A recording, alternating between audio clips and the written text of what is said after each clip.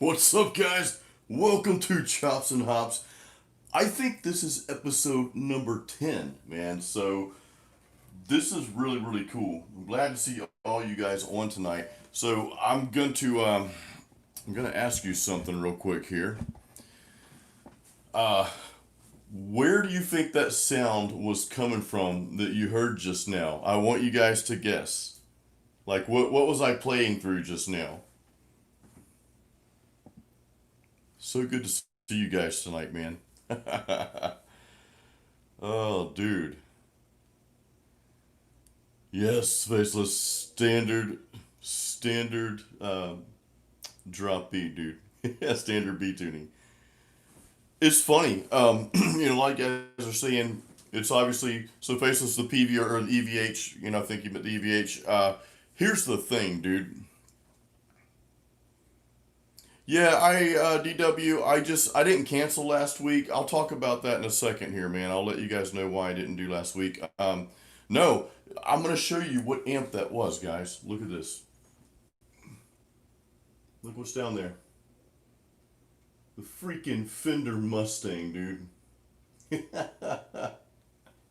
That's what you heard just now. How crazy is that? The thing is, like, this is that's an amp that I know you guys are like, what? That's the Fender Mustang? Yeah, that's what you guys just heard, man. Uh, Dude, I have not played through this amp in a while. And the thing is, we're gonna get into some cool topics tonight because I want to. I don't know if you guys got my. Hopefully, all of you got my emails. I'm gonna talk about that in a second here. Let me straighten this camera up. It's kind of crooked, which it's okay. We're not perfectionists here. I'm gonna talk about the whole email thing in a second here because I want to make sure you guys are getting messages from me. But yeah, the Fender Mustang. Here's the thing. I have been, dude. I'm so burnt out playing through plugins. I know plugins, they're so great right now. They sound awesome, you know. And I was playing through what Bias FX, Bias Amp, and Bias FX2, you know, and I was doing that, and I'm playing through the Fortin NTS and all these great plugins that we have. But I don't know, man. There's just see if you guys. I want to know if you guys feel the same way because when I play through plugins, no matter how awesome they are, there's still that one thing that's missing. And I guess it's just the air push or just that organic amp sound. I don't know what it is, but there's just that one thing that's just missing. And you got to think it's probably not just the plugins. Excuse me, I'm burping up lentil soup. It's probably the plug-in, that being kind of processed and all, but it's probably my monitors too. I mean, because you guys, we're playing, when we play through plugins, that sound we're hearing is coming out of our monitors. You know what I mean? So that has a lot to do with it as well. And that's just not going to sound like a guitar amp. So anyway, so I don't know. I've just been really tired of playing through plugins, and I still play through them every day because it's just so convenient to practice. Yeah, Faceless Dude, I see that the Cali, that Fortin Cali is pretty cool, man. I didn't end up buying that because I already owned the Fortin Nameless and I owned the Fortin NTS, and I've got, of course, Positive Grid stuff, and it's like I just don't. I'm not going to buy any more plugins for a long time, guys. I'll be honest with you. Unless something awesome comes out. If something just like Over the Top comes out, which Over the Top was a cool movie with Sylvester Stallone. I'm really showing my age there. Who remembers that? Meet Me Halfway Across the Sky. That was the song in that. And that was Kenny Loggins' song. Really cool. But anyway, all these little side notes, I love them. No, but there's just something missing with the plugins, and I've been playing through my EVH, of course. I love my EVH amp. I get a lot of noise from it though, and I just, I don't know. That's gonna be my live amp though. When I play out, that's gonna be it. I get noise from it in here. I've got a noise gate. It's not from that. It's just from the electronics in here, all the stuff in here. I need a different, like, what do you call this thing? Like a different power strip or something that cancels that out. And I'll work on that. But that's really for my live setup. That's when I play live, I'm gonna be playing through that EVH right there. Because this Fender Mustang, as cool as that sounded just now, if you start cranking it up to like, club levels or whatever, then the sound starts to suffer a little bit. But man, for practicing, for just playing in the room here, what you guys just heard, dude, this thing is just this Fender Mustang amp is just cool. It's just awesome. So anyway, so real quick, guys, uh, I didn't have a chops and hops. I didn't have it last week. I just wanted to take a break. I was spending time with my in-laws that night, and we wanted to do some dinner plans with them. So I just kind of had a lot going on last week, man. Had a lot going on this week too, but I did miss you guys. So I apologize if any of you didn't know I wasn't having it because I did send out emails to everybody. I think all of you are on my email address, my email list. I'm going to put it out here real quick just in case you're not, because that's the thing is I can put stuff on Insta. I'm sorry, not Instagram, but I can put stuff on Facebook, and I do. Like I said, no chops and hops tonight on Facebook. I can do all of that, but the problem is Facebook. When you put a link on there, if you put any link on Facebook, if you have a business page, you guys know I have a business page on there. So it's a musician page, right? So if I put anything on there, a link that's going to take someone off of the Facebook platform, Facebook just buries my posts, man. They just, because they don't want you taking them off the platform. That's just the thing. YouTube's no different. You know what I mean? So, fortunately, I think on YouTube, at least it opens up a new browser. But sign up for the email here, guys, if you haven't already. That's the best way to keep in touch. I don't email you guys a lot. Just to be upfront, what I have is a series of emails that go out automatically, probably every 3 or 4 days. And a lot of those are just advertising my music because a lot of people don't know I have albums out. A lot of people don't know that. And even on YouTube, they're like, I didn't know you had an album out. I'm like, man, I advertise the crap out of my album. But still, even with me promoting it, a lot of people don't know I have music out there. You know what I mean? So, um, anyway, so that's my that link I just put out there. that's the link you can sign up for my email, and then I email you guys like when I have the video out for Chops and Hops, when I have it ready to set the reminder and all, then I'll email that link to you guys. Just like I think I emailed it 2 days ago and again today, something like that. But I know sometimes you don't get my emails, but make sure. Here's the thing, guys. I know this is kind of boring stuff. We'll get to the fun stuff here, but make sure that when you get my email, when you sign up, make sure you put my email address in your whitelist. Not like that Exodus song, Blacklist, which that's a freaking awesome song. That's my favorite Exodus song. But no, seriously, make sure you put it in your whitelist, because if you don't, there's a chance that I might, my email might get buried. So, Faceless, you're asking for my Facebook page here.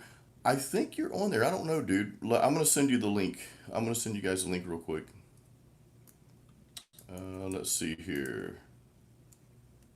Facebook is here. So that's my Facebook page I just put out there, guys. And one more. I always send you guys a bunch of links. Pretty cool. Hey, while you guys are waiting, please don't forget to give the video a thumbs up. Because like I said, that does help me tremendously. I never knew how much it helped me until recently. So that's Facebook. Yes, just the one Facebook. I don't. Here's my Instagram too. So that's my business Facebook page. Let me make sure that's the right one. Yeah. Yeah, so I do have a personal Facebook page. I do not use it though, guys. I just really just kind of keep it for family. My wife and I both were kind of funny about our personal Facebooks. And I really don't go on it at all. So if you happen to friend request me on like my personal Facebook page, please do not be offended if I don't answer, because I barely even go on there and manage it. I'm always on my Facebook metal page though, the one I just put out there, that link. That's my Facebook page there. That's the one you want to go to. Just like it, and you guys can send me messages through there or whatever. I get messages all the time. I try to respond back, as best I can. But you know what, that's just a good way to keep in touch. But yeah, my personal, like I said, please do not be offended if you send me a friend request. I'll probably will never even see it, because I don't go on my personal Facebook page. So that's just that. But yeah, so I'm on Facebook and Instagram. You guys have the links there.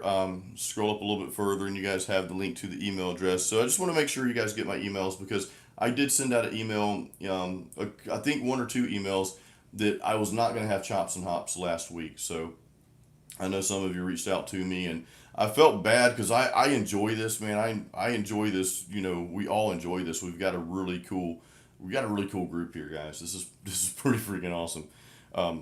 So let me just kind of go up here. Acoustic hears frogs outside his window from all the rain. I think it's supposed to rain here today or tomorrow. Raymond's tired, but he needs a Modelo. Yeah, you got to have a Modelo. Nice. Yeah, the Fender can chug, guys. The Fender amp, I'm just scrolling through here. The Fender amp can definitely chug, man. This is an awesome, awesome amp. So, before we get into the meat and potatoes, let's do some beer. So I told you today, I don't know, so if you got my email the other day, what I asked you guys to kind of keep in mind is to have 3 American bands that you like, and then 3 European metal bands that you like your favorite 3 American metal bands and your favorite 3 European metal bands. We'll talk about that. First, I want to get into the beer. This is what I'm drinking tonight, the Erdinger. This is the Erdinger Dunkel. The Erdinger White Beer Dunkel, and this is a German beer. And I just discovered this like not too long ago. Timbo's on. Timbo, he's from Germany. Timbo, this is what I'm drinking tonight, dude. The Erdinger, or Erdinger. I'm not really sure how you pronounce it. Theo Stevenson, no, I've never even heard of Orbit Culture, dude. I have no idea what that is. Yeah, this is the Dunkel. They have a lighter Erdinger beer, white beer, and I have not tried that yet. But I'm not like this is the Dunkel. I'm not a big fan of Pilsner style beers. And most lagers I don't really care for. Like the only lager, I'll drink some, but like the one lager that I will drink, like I'll drink all day every day is Singha, the Thai beer. That's actually a lager, but it doesn't really taste like a lager. So yeah. But yeah, this is pretty good stuff. I didn't bring my glass up here, so I'm just gonna drink out of the bottle. So don't give me a hard time about that. Cheers, guys. But yeah, list your beer you're drinking, guys. List your beer here. Sikablit. I don't know what that means, dude. Is that Russian?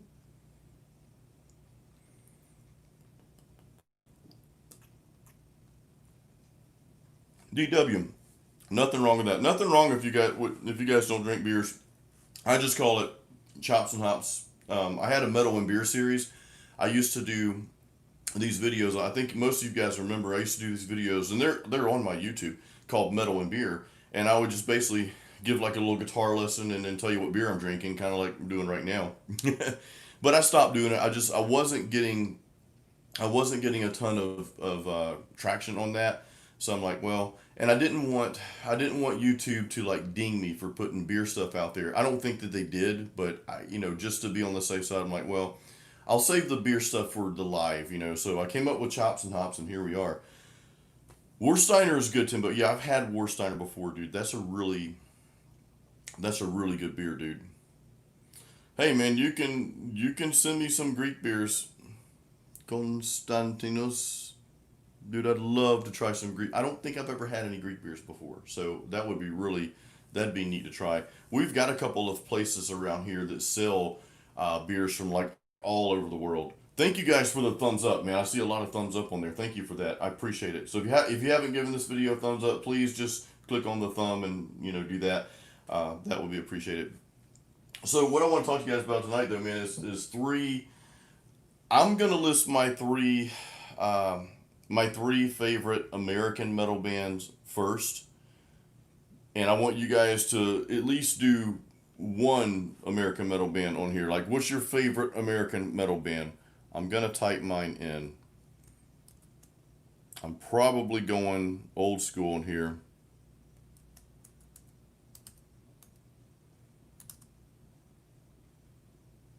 I'm having to actually think about this for a little bit.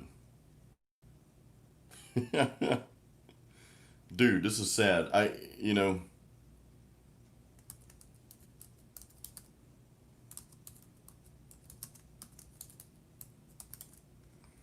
That's when I think of my American metal bands, those are my favorite three that I just typed in. Exodus, I like Exodus. I don't even listen to Exodus that much, but they have certain songs that when I hear them, it's like, oh my god, I love this. Uh, and that was just the first thing that came to my mind. I like a lot of Megadeth stuff, but I don't like all of. I probably like, I would say 30%, maybe 40% of Megadeth's songs, but the thing is, and I like those so much enough to put the band out there as one of my favorites, but I don't like them all. You know what I mean? Like I don't like all their albums. And then of course older Metallica. I had to say older Metallica, and I'll be honest with you guys, probably up to the Black Album because I actually like the Black Album. A lot of people think Metallica sold out when they released the Black Album. Yes, it had a more produced sound to it, produced and polished sound to it. I don't think that thing was. I don't think that's such a bad thing though. I don't think that was bad at all. Rob Rock produced that Black Album, but I just know that Kirk did some really awesome and eerie sounding guitar work on that album, man. If you listen to that thing, and I used to listen to it in headphones all the time. If you listen to that album, Black Album, in headphones, you hear all the little guitar stuff going on all over the place, and it's just Kirk is. I love his style of playing. That's a person I want to meet someday. I'd love to meet Kirk in person. DW said your favorites are Overkill, Metal Church, and Obituary. Yeah, dude. I say this all the time, but Obituary they actually grew up here in the town I live in right now called Sefner, Florida. So they actually, and man, they're still touring. I want to go see them. I think bands are starting to play out, hopefully soon, and they because man, there were so many metal shows scheduled to come to Tampa this year, and then this whole the thing. I don't want to say it because I hear that if you say it out loud, that YouTube kind of dings you, but the situation is what people are calling it. This whole situation that we've had. I have not, all those bands got canceled, so that kind of sucks.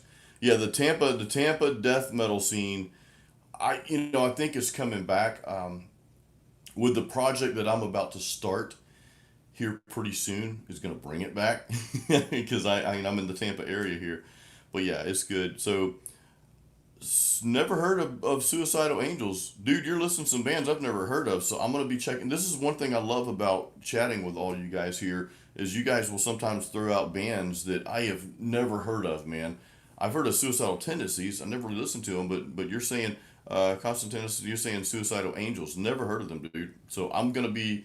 I've got to do some work on the patio tonight. I've got to do some writing and stuff, so I'll probably listen to some of that. Raymond, so you like some Five Finger Death Punch, Disturbed, and Overkill.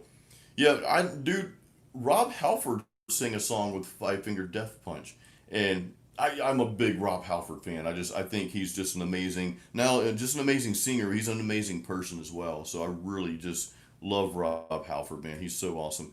But yeah, he did a song with them one time, and I don't remember what it was called, but it was a solid tune, man. It was awesome.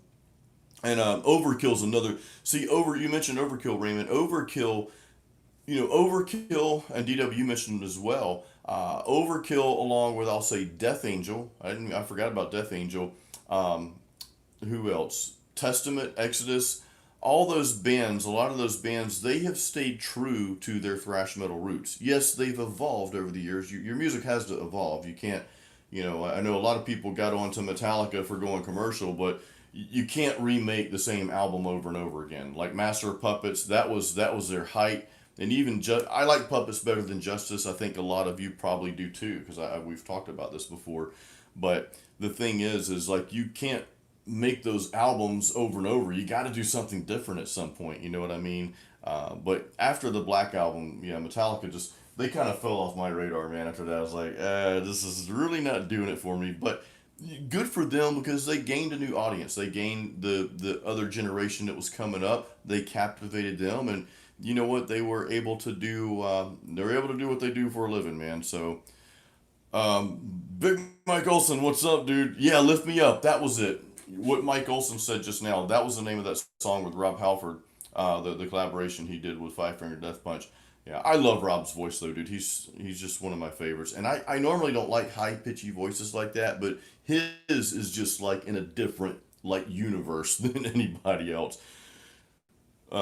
Acoustic Rough Cut, never heard of them. Liam, you mentioned Nickelback. Oh no, dude. We're gonna have to have a conversation, Liam. No Nickelback, man. Yeah, I was never. It's funny. I had a good friend. I still have the good friend. He's still alive. But he got into Nickelback, and I'm like, dude, what are you doing? This is bubblegum rock. And I'm not. I don't mean to offend anybody if you like Nickelback. It's just not. That's not my style at all. But I probably like some stuff that you guys would think is cheesy too, though. That's okay. Periphery, Faceless Lights, Periphery, Death, and Metallica. Dude, I forgot about Death. Man, I go back and listen to a lot of Death because dude, they were just the thing about that era because Death started out. I think they started out in the '80s with all the other death metal bands. They just did what they did. Like they didn't care. You know what I mean? They knew their music would never be super popular. And I think now, a lot of people do like that style of music. But yeah, they didn't care. They just went out there and just did what they did. And I have such admiration for that. You know what I mean? Liam, I did not know that Metallica was releasing a new album.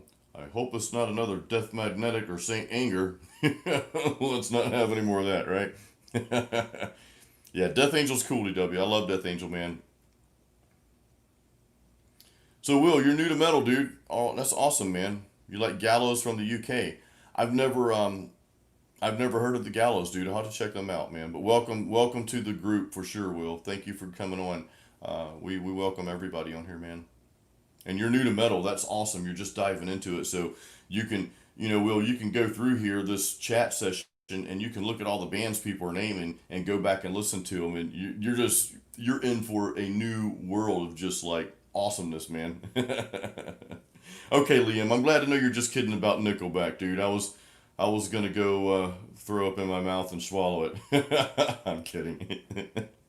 or stab myself in the eye, you know. Oh, dude, my bitch sustained. I love it, dude. I've listened to Dead Horse. I've never listened to Dead Horse, dude. Peaceful Death and Press Flowers. I never heard of those. Mike says bad reputation, rough cut. I gotta check that out, dude. I've got to check that out, man.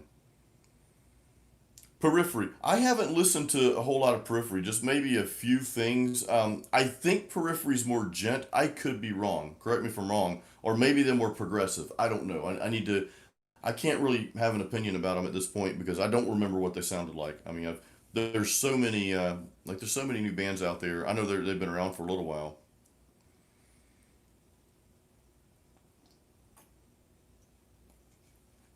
Oh, Dimu from Norway or Finland. Yeah, yeah. I've heard of them, dude. Hardwired.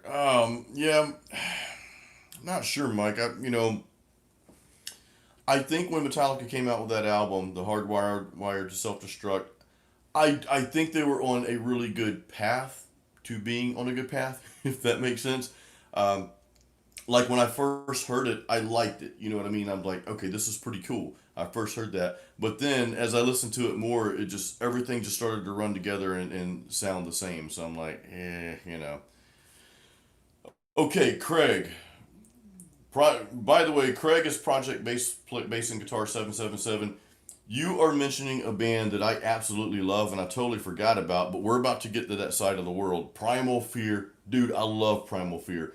They are pure metal. Okay, so I had you guys name your three favorite American bands. So Killswitch is good. I do like some Killswitch Faceless. Although over the latter years, or I'm sorry, over the recent years here, it's I don't know. A lot of their music's just sounding the same to me. It's like okay, track 2, 3, and 4 sound. You know, but I do like them a lot, especially their early albums. Rhodes Ozzy joined. What's up, dude? Thanks for joining, man. Liam says Baby Metal's amazing.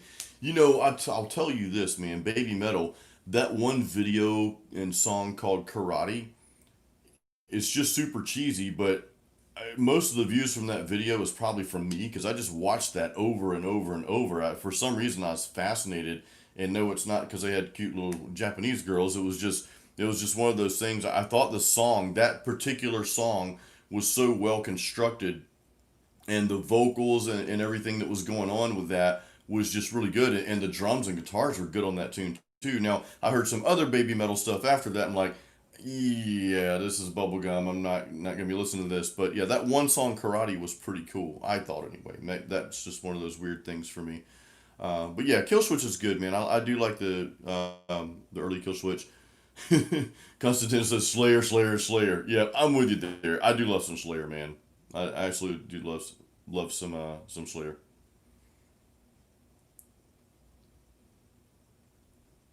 Cookie Grandpa, I have no clue what that is, dude. Texas Groove Metal Band. Pissing Razors. I don't think I've heard of that. Craig says Accept. Accept's a good band too, dude. All right, so now let's move on to European bands because did you guys get my email by the way? Like I think I sent it. I think I sent it yesterday, and I told you guys in the email that to be thinking of your three favorite American bands, three favorite European bands. I just want to make sure you guys got that because again, I know sometimes they get lost. All right, so I'm gonna move on to European bands. I'm gonna name my three right here in the thing here. Let's see. Right now, these are my three favorites.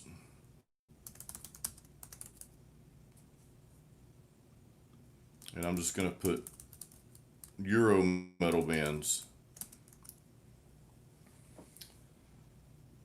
Okay, so name your three favorite European metal bands.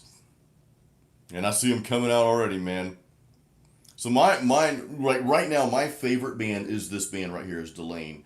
I've been to every show they've put on here in my area for the past like I think 6 years. Every time they've been here, I've gone to see them. Their last concert was in October last year. Amazing show. They were with Amorphous last year. That was an amazing concert. And their new album, like they were kind of my top five, maybe even top 10 metal band until they came out with their latest album, which is called Apocalypse and Chill. They came out with that, and I was like, holy crap, this is an amazing freaking album. So I was just like floored by that. So yeah, Delane is up there. I listened to quite a bit of Arch Enemy. I love Alyssa White Lutz's voice. She's got a really good death metal voice. Of course, Jeff Loomis is playing with them, and what was the guy? Mike Abbott, the other guitar player, is very melodic. So I like them a lot. And I mentioned Primal Fear too, because Primal Fear, I will go through phases where I listen to a lot of Primal Fear, then I won't. Um, Amon Amarth is up there as well in my top three. It's kind of, sometimes your top three changes, like every day it shifts a little bit. Oh man. Yeah, so Insomnium. I love Insomnium, dude. They've got some really cool stuff. I don't know that I've listened to Wolfheart yet, Faceless. I gotta check those out, dude. So Constantine says Suicidal Angels. I gotta see that, dude. Biocancer and Chronosphere, dude. That's some. I've gotta look up all those bands. See, guys, you guys are putting stuff in here I've never heard of before. So this is awesome. So this is so cool because you can, this is how we find new music. I mean, it's how I find a lot of my stuff through you guys. Timbo says Amon Amarth, Arch Enemy, and Rammstein. Yeah, I like some Rammstein stuff too. They've got some cool stuff, dude. Where's Bullet for My Valentine from? I'm not sure. I thought they were an American metal band, but that's okay. I know Helm has some good stuff too. And that Ethereum, I've heard some of their stuff, and that's pretty good, dude. Now, Bishop Stain says he likes some Enslaved Mayhem. Oh, Mayhem's super heavy, dude. And Death Spell Omega. Haven't heard of that. Project Bass Player wants some Morbid Angel. Yeah, I saw Morbid Angel last year as well. I think it's been about a year ago. Man, that was a cool concert, dude. And they're another death metal band that has stayed true to their death metal roots. Their Morbid Angel's great though. Liam Angelus Petrita. I probably killed this pronunciation on that. Feared and Rammstein. Is Feared Ola England's band? I know he has that band. DW likes some Maiden. Maiden's always good stuff, dude. Sodom and Detester. I have not heard Detester. And you say, oh, and the Kalanish Circle, mellow death metal band from Sweden.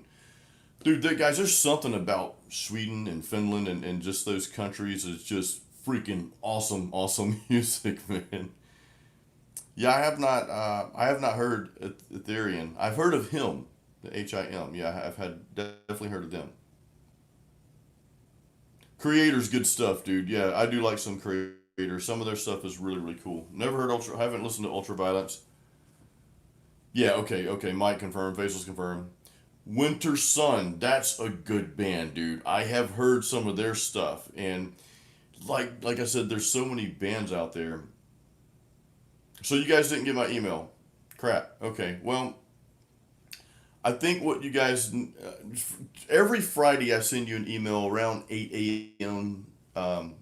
Eastern Standard Time. So just check your junk mail when you check your email tomorrow. And if my email landed in the junk folder, just put it in the good folder. But make sure my email is in your white list or whatever, in your good list. So I know I know it's a lot of work to do that, but just if you can think of it, do that. Raymond, good night, dude. I know you got to go, man. Thanks for joining, brother. I appreciate it, man. You know, we're one big family here, but I know some of us have to leave early sometimes. There's a lot of crazy bands from Europe. I've never Triptychon. I've never heard of that, dude. Never even heard of that. Cookie, I'm not a fan of Limp Bizkit at all, dude. No, some of you other guys might like that. When I'm not a fan of rap at all, and the whole hip hop thing. It's not my speed. I know some of you guys like that, and that's cool and all. Because like I said, there's some other stuff that's not metal that I listen to that you guys probably think, Jason, what's wrong with you, dude? But it's just it. But Limp Bizkit, no, not at all, dude. I can't. Um, I'd probably rather. I don't know. I don't know what I'd rather do than listen to Limp Bizkit, but definitely not listen to Limp Bizkit. Scorpions are cool. I like some Scorpions, man. One of the first real albums that I owned was their Best of the Rockers and Ballads. I had it on cassette. I wish I still had these things. Archangel, Born from Pain, dude. Gorky Park, Kickback. Yeah, you guys are naming a bunch of stuff I don't know about, dude.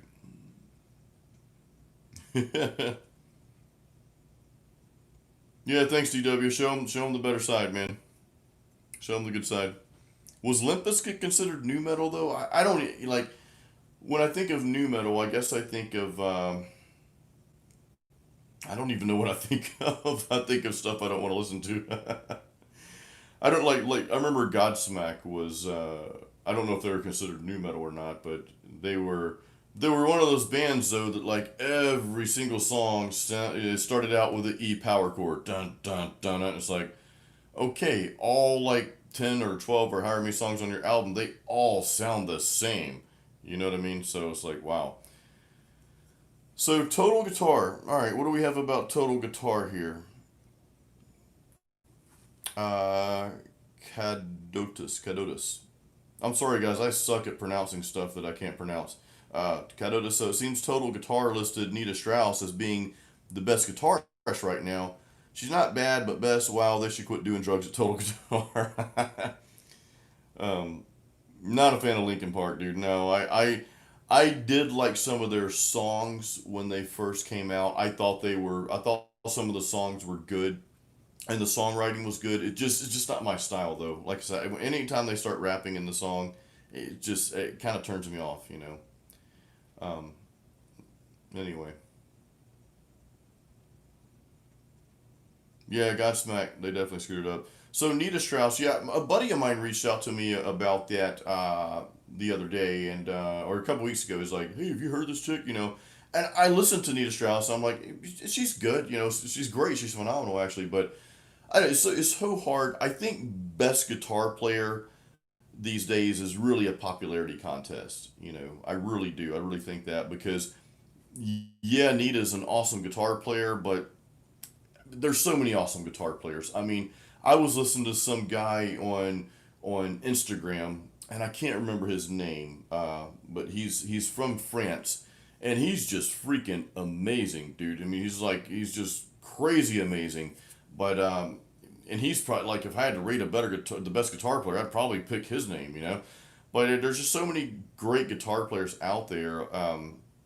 I still think Joe Satriani is one of the best guitar players in the world.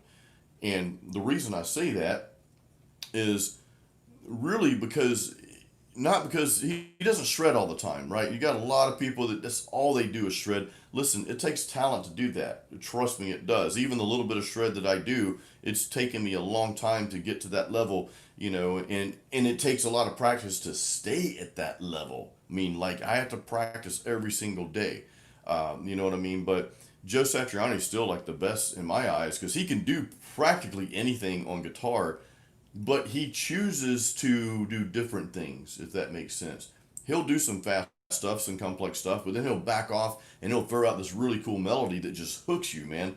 And then he'll throw in something weird. You're like, what did you do and how did you do it? You know what I mean? So now somebody listed Gus G on here. Who listed Gus G? Constantino. I'm a big fan of Gus G. I think Gus G is an amazing guitarist. If you know, if he got listed as guitar player of the year or best guitarist, I would be okay with that. Gus G is phenomenal. And it's funny because you know he has his own solo stuff. He has his band Firewind. I like his band Firewind a lot. They have some good stuff. But he played for Ozzy for several years, and that's what kind of put him on the map. You know, just this dude from Greece. You know, kind of. I mean, he's kind of like the same as me, really. And I'm not saying I'm as good as he is, but I kind of like the same as me. He's just producing his own albums, you know. And then Ozzy picks him up, and he's like, "Okay, I'm on." So that was really cool. Cookie, is being fat the secret to making heavy music? Well, I hope I'm not fat, dude. I don't know, man. Maybe that's the secret, though. Perhaps I'm a little bloated from the beer. Catechism is cool, dude. That they have some good stuff. I just saw that comment. Yeah, they have some real good stuff. Oh, me Carpenter. You just discovered In Flames. So In Flames, that's an interesting band. So I discovered them. My God, it was probably 12 years ago. I was doing some side work for a company. It was some kind of computer drafting, whatever. And back then, I was listening to. We didn't have. I don't think we had iTunes and all this stuff. This is 12, probably 13 years ago. I was listening to. I think it's called Shout Shoutcast. Do you guys remember that? It was some kind of cast or whatever. And I was listening to a radio station that I had punched in, and then In Flames came on. I was like, "What is this?" I'm not. It's not really my taste. But then I started listening to them. Like, okay, I like this band. What I think about In Flames is that they are very unique. You don't have any other band that sounds like In Flames, and clearly they're not trying to sound like anybody else. So I have a deep admiration for that. So that's really, really cool, man. So yeah, I do like In Flames a lot. I think Chris Broderick is playing with them or something. I keep seeing him on Instagram, Chris Broderick with the band In Flames. So I don't know if he's filling in or what.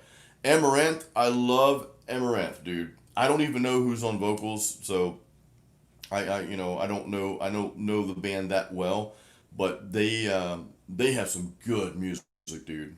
And that's that European sound. That's that the Amaranth and like Nightwish and Delane. Epica is another one of the bands. Get a little on the lighter side. You've got Within Temptation, and they've got some cool stuff.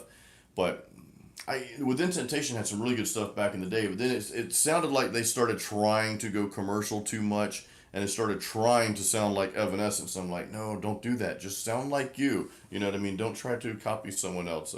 That's a big pet peeve when I hear a band start to climb up the ranks, and I think it has to do with the label and producer. Like, well, this is popular, so you've got to sound like this, so make it sound like that, and it just kills it, man. It just kills it for me.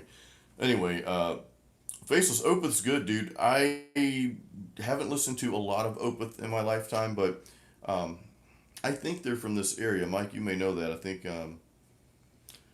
Yeah, you guys are. Mike, you brought up Kiko. Kiko's awesome, dude. Kiko's great. He's got a solo thing out now too, I think. Yeah, I noticed. Yeah, YouTube and the internet's kind of made people more equal. Yeah, learning is a lot easier now. Angelus, I have never heard that, but it's a Spanish thrash metal band. So I will have to check them out, Liam. Thank you for posting that, dude. I'll definitely check them out. Yeah, I watch Rick Beato's YouTube. Man, that dude is like taking off on YouTube. He's coming out with videos. I admire that, man. People can just get on YouTube and just talk, just like we're doing now, and boom, we're like millions of views all of a sudden. Now. I mean, it's good. I mean, good for him, definitely. But he's got some cool stuff. I think we are living in the age of virtuosos. A lot of people can play just these amazing sweep art. A lot of it's the sweep arpeggios. A lot of the virtuoso stuff I see and hear out there are based on playing sweep arpeggios, that neoclassical sound. Of course, that Malmsteen's so famous for, and Jason Becker and a lot of guys. It's been around for a long time. It's just the people you hear playing this stuff now are playing it much more polished. It's crazy. You know what I mean? So, what I think is missing though is things are getting so polished that we're starting to miss the feel for our music. We're starting to miss that thing that like pulls on those heartstrings and captivates us and it's like, oh my, it's almost like how people play these days. It's cool to see it and it's cool to hear it, but when you want to listen to music, you're doing something and I just want to hear some good metal music. It's like, I don't really want to listen to that. You know what I mean? It's just I'd rather listen to some old school thrash metal or some old school death metal or even something like Nightwish or Delane where it's orchestrated. Like Delane's guitarist, Timo. He's phenomenal. He's a great guitarist, but he doesn't really do a lot of like super fancy stuff in the mandolin. And I kind of like that sometimes because he's making his guitar solo fit the song as opposed to making the solo about him. Does that make sense? So, Robert Baker, Mike. Yeah, I've heard. I think I follow Robert Baker. I can't remember, dude. I don't have a lot of time to watch YouTube, but I try to catch some stuff here and there. Oh, I did answer the beer question, Emmy, but yes, I am drinking. For those who haven't seen the beer yet, this is the German beer, Erdinger. It's an Erdinger white beer Dunkel. This is good stuff, dude. Very, very good stuff. Constantinos, I never heard of Asphyx. I can't pronounce that, dude, but no. Faceless, yeah. Within Temptation, I like some. I like what is it? There's a song called "Shot in the Dark," and there's another song on that same album. and I can't remember Fairy Tale of Lies or something like that by Within Temptation. I love that album, but then uh, anything after that, it just I don't know, it sounds very commercial to me. So I just yeah, you're right. Too clean of a musical performance. It's great, but it lacks a human factor, and it's not that I want to hear people screw up or anything. It's one of those things where I just don't. When people play all these sweep arpeggios, they start to run in together and sound the same to me. And people become so great at one thing that I think they forget to branch out and do other stuff too. And again, a lot of the virtuoso stuff is amazing to watch. It's really cool to watch and see. It's like, oh my god, that's cool. I'm seeing you do that. That's awesome. But if you were to close your eyes and just sit back and just listen, it gets old to me, man. I like to hear it sometimes, but then I want you to pull back and give me something else, and then you can go back to it later if you want to, but just give me something different. You know what I mean? So no, dude, I do not like Bud beer, man. I don't drink. I'm really a big craft beer drinker, and that's what's super great about living in America is we get a lot of just different craft beers. And I live in Tampa, and Mike he's in Sarasota. I think we have some more people around this Florida area. Dude, Florida is just booming with craft beer, like especially where I live here in the Tampa Bay area. Man, we've got so many craft beer breweries. I'd like to open one. It just costs a lot of money to do that. So I haven't wrapped my head around how that's going to happen quite yet, but who knows. But anyway, yeah, and I guess you have craft beer overseas too. I don't know if there's as much of it though, or if it's as prominent. But I do like now and then to try some beers from other countries as well, which is why I'm drinking this really good German beer tonight. You know.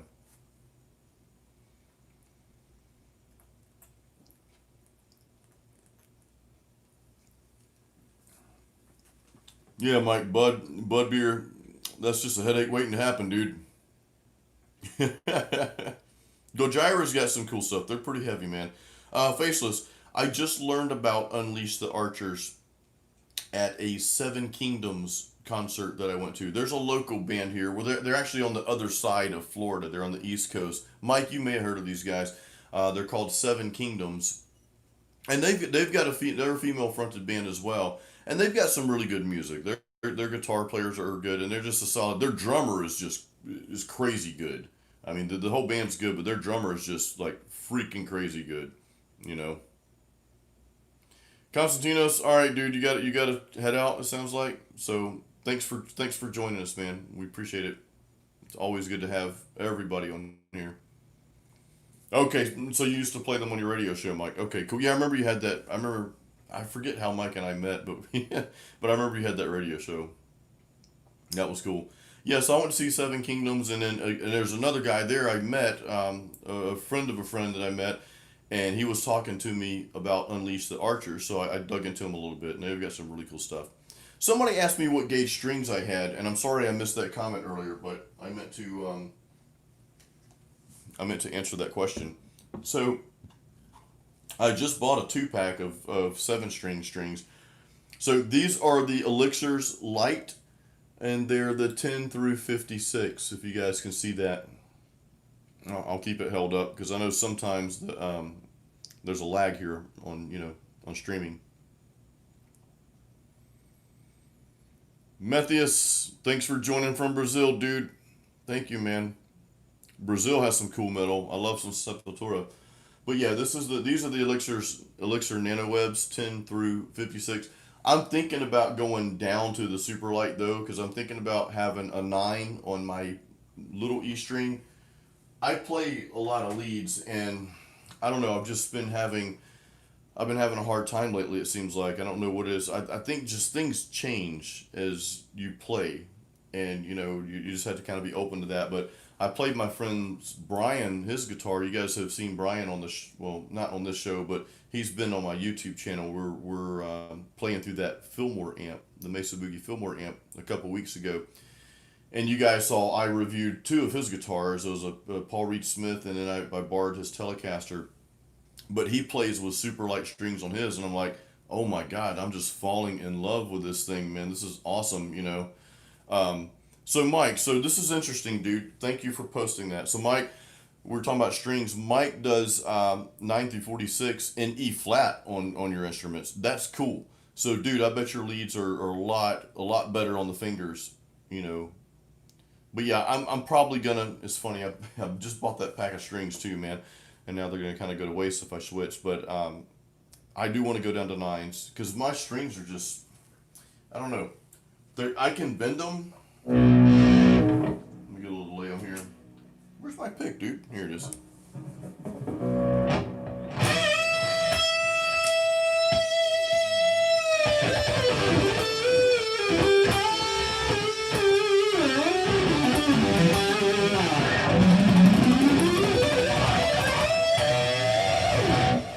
I can bend them pretty easy, but it's almost like I got to fight with it a little bit to do that, if that makes sense. So I'm just not, you know, I don't know, man. I kind of wanted to go down a gauge. You guys know I almost got rid of the seven string guitar. I came real close to it, man. I don't know what I was going through. Musicians, us guitar players and musicians go through some weird phases. And I was, DW, go get those groceries, bro. Food's important, man. Thank you for joining, man. And DW, thank you, and thanks to everyone who was on the live mastermind, metal mastermind session. Thank you guys for joining that. Real quick, that's I'm gonna throw the link up to that real quick because that's a really helpful new channel that we started. I started with my friend who's a pro audio engineer, and let's see, metal mastermind. I'm just gonna throw the link up real quick so you guys can subscribe to that channel if you haven't already. All right, let me type this in.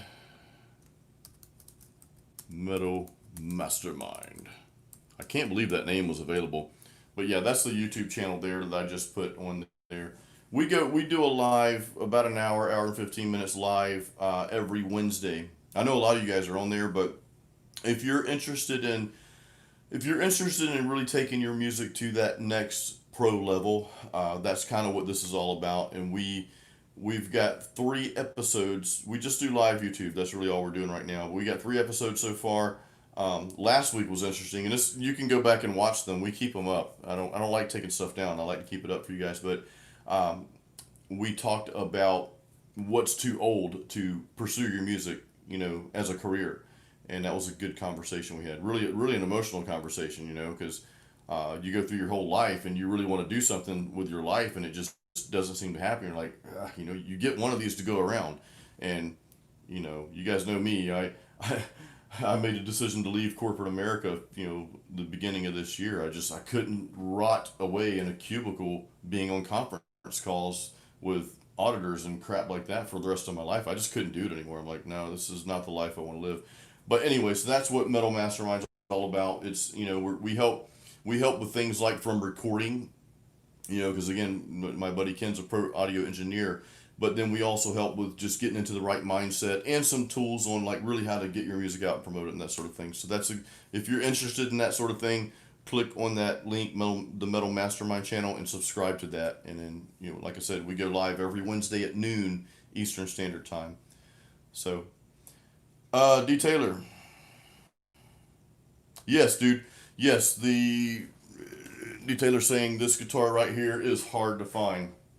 This is the LTD. Most of you have seen this, but this is the LTD M1000 Deluxe. It's got the EMG, I think, 85s or 81, 83. I don't even know, but it's got the EMGs in it. I've got a little scuff on here too, man. I don't know how to get that out, but yeah, this specific guitar is hard to find. You can find the white version, but that particular model I have, that's an older one. I mean, I bought that. I bought that back in 2000. Either 2009 or 10. I want to say 2010. I bought that guitar off a dude in my church a long time ago for $600, and I'm so glad I got it. Liam, I'm not really an 8-string guy. To be honest with you, I don't. To be honest, I don't like my 7-string half the time, which is why like every month I go through this weird phase. I'm like, I want to sell this thing and just stick to my 6 strings.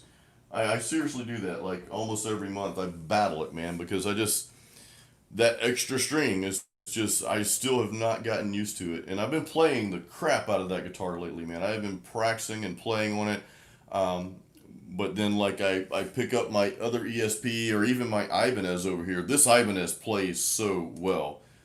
I just need to change the pickups because it sounds like crap. But for metalworking, for clean, it's great. But this guitar plays so well, man. It's a beautiful guitar. It's an RG 1570. But yeah, A string.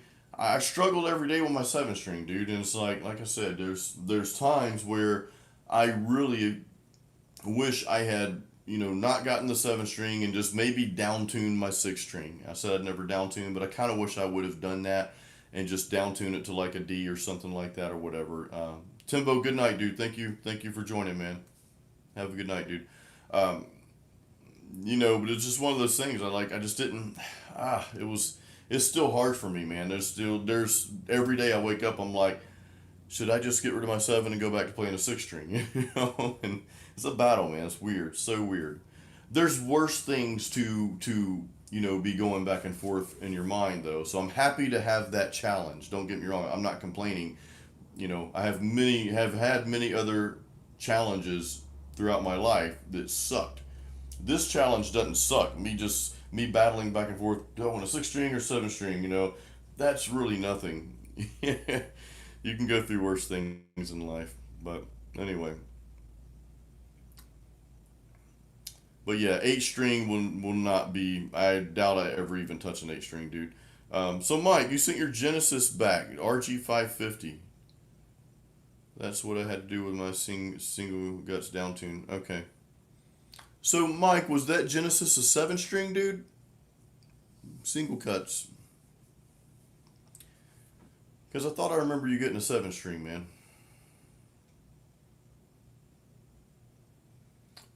Faceless, go Seymour Duncan.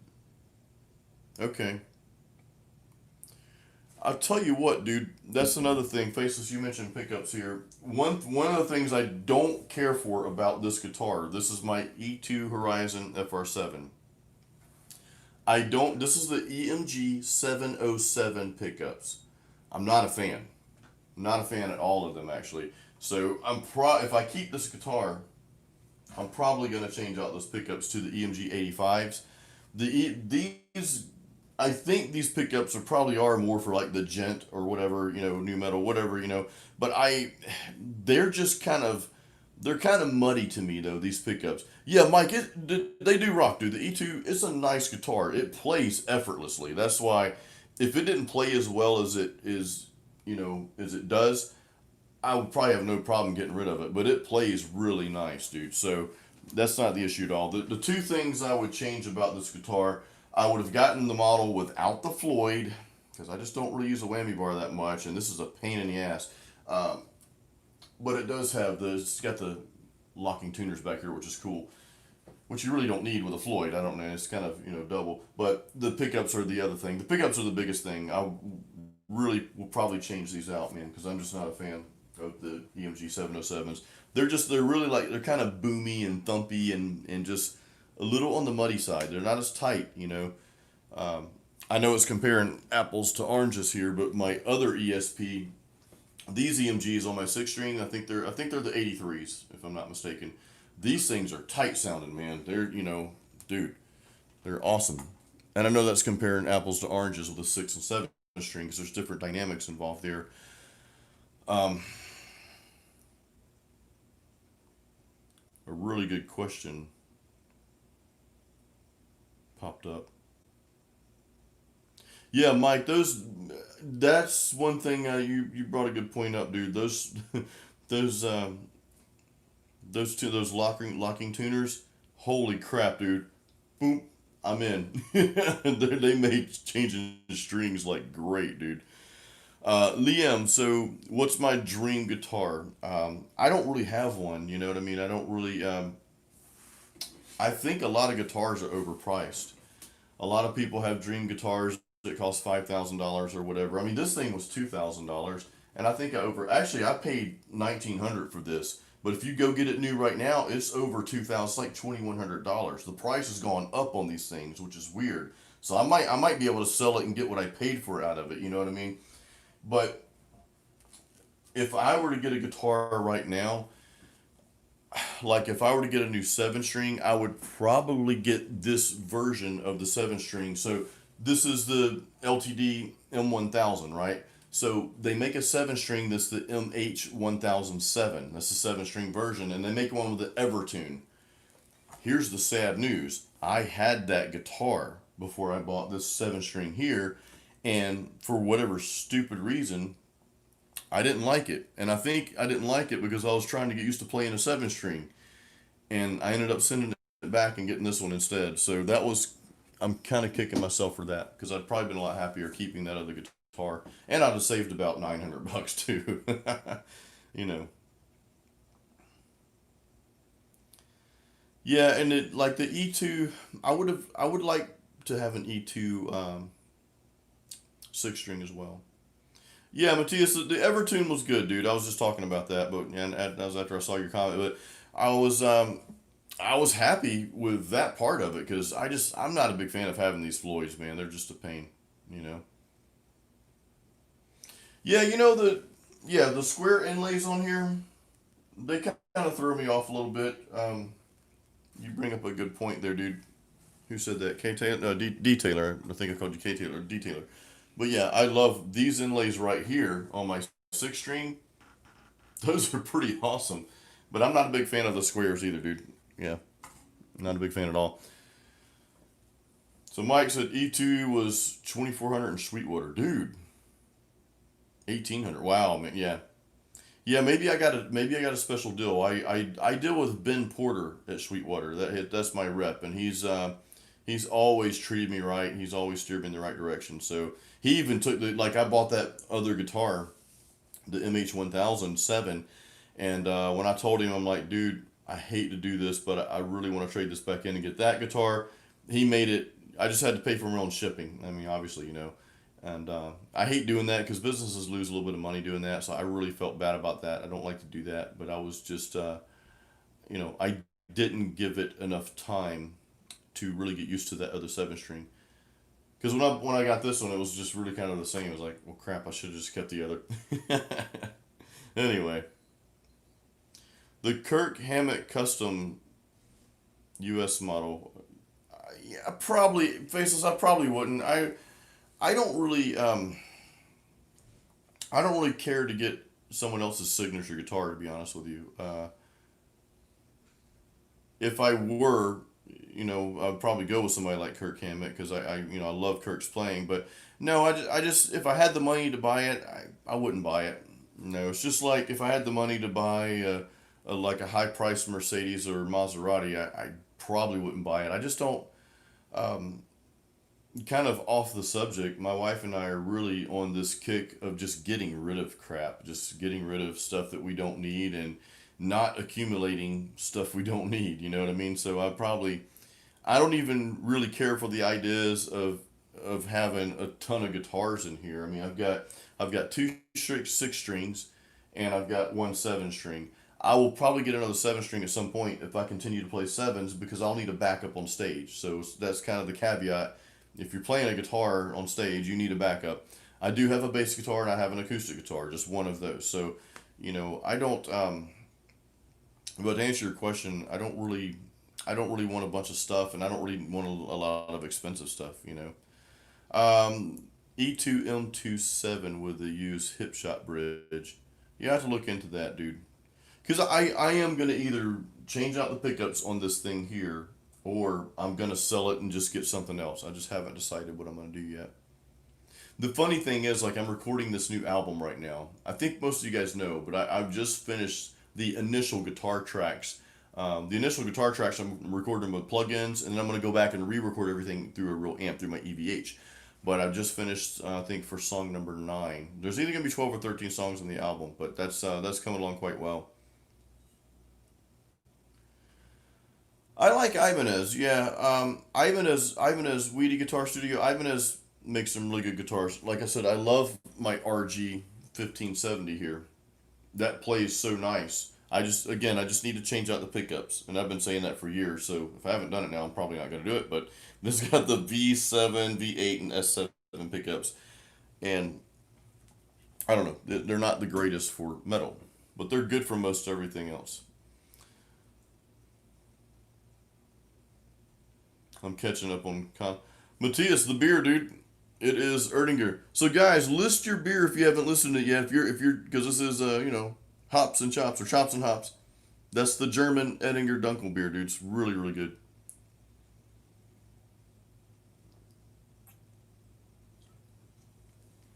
Yeah, faceless. That's what I'm thinking, dude. Resale on some of these guitars are not great, but you know, again, like brand new, that guitar I bought it for less than what it costs right now.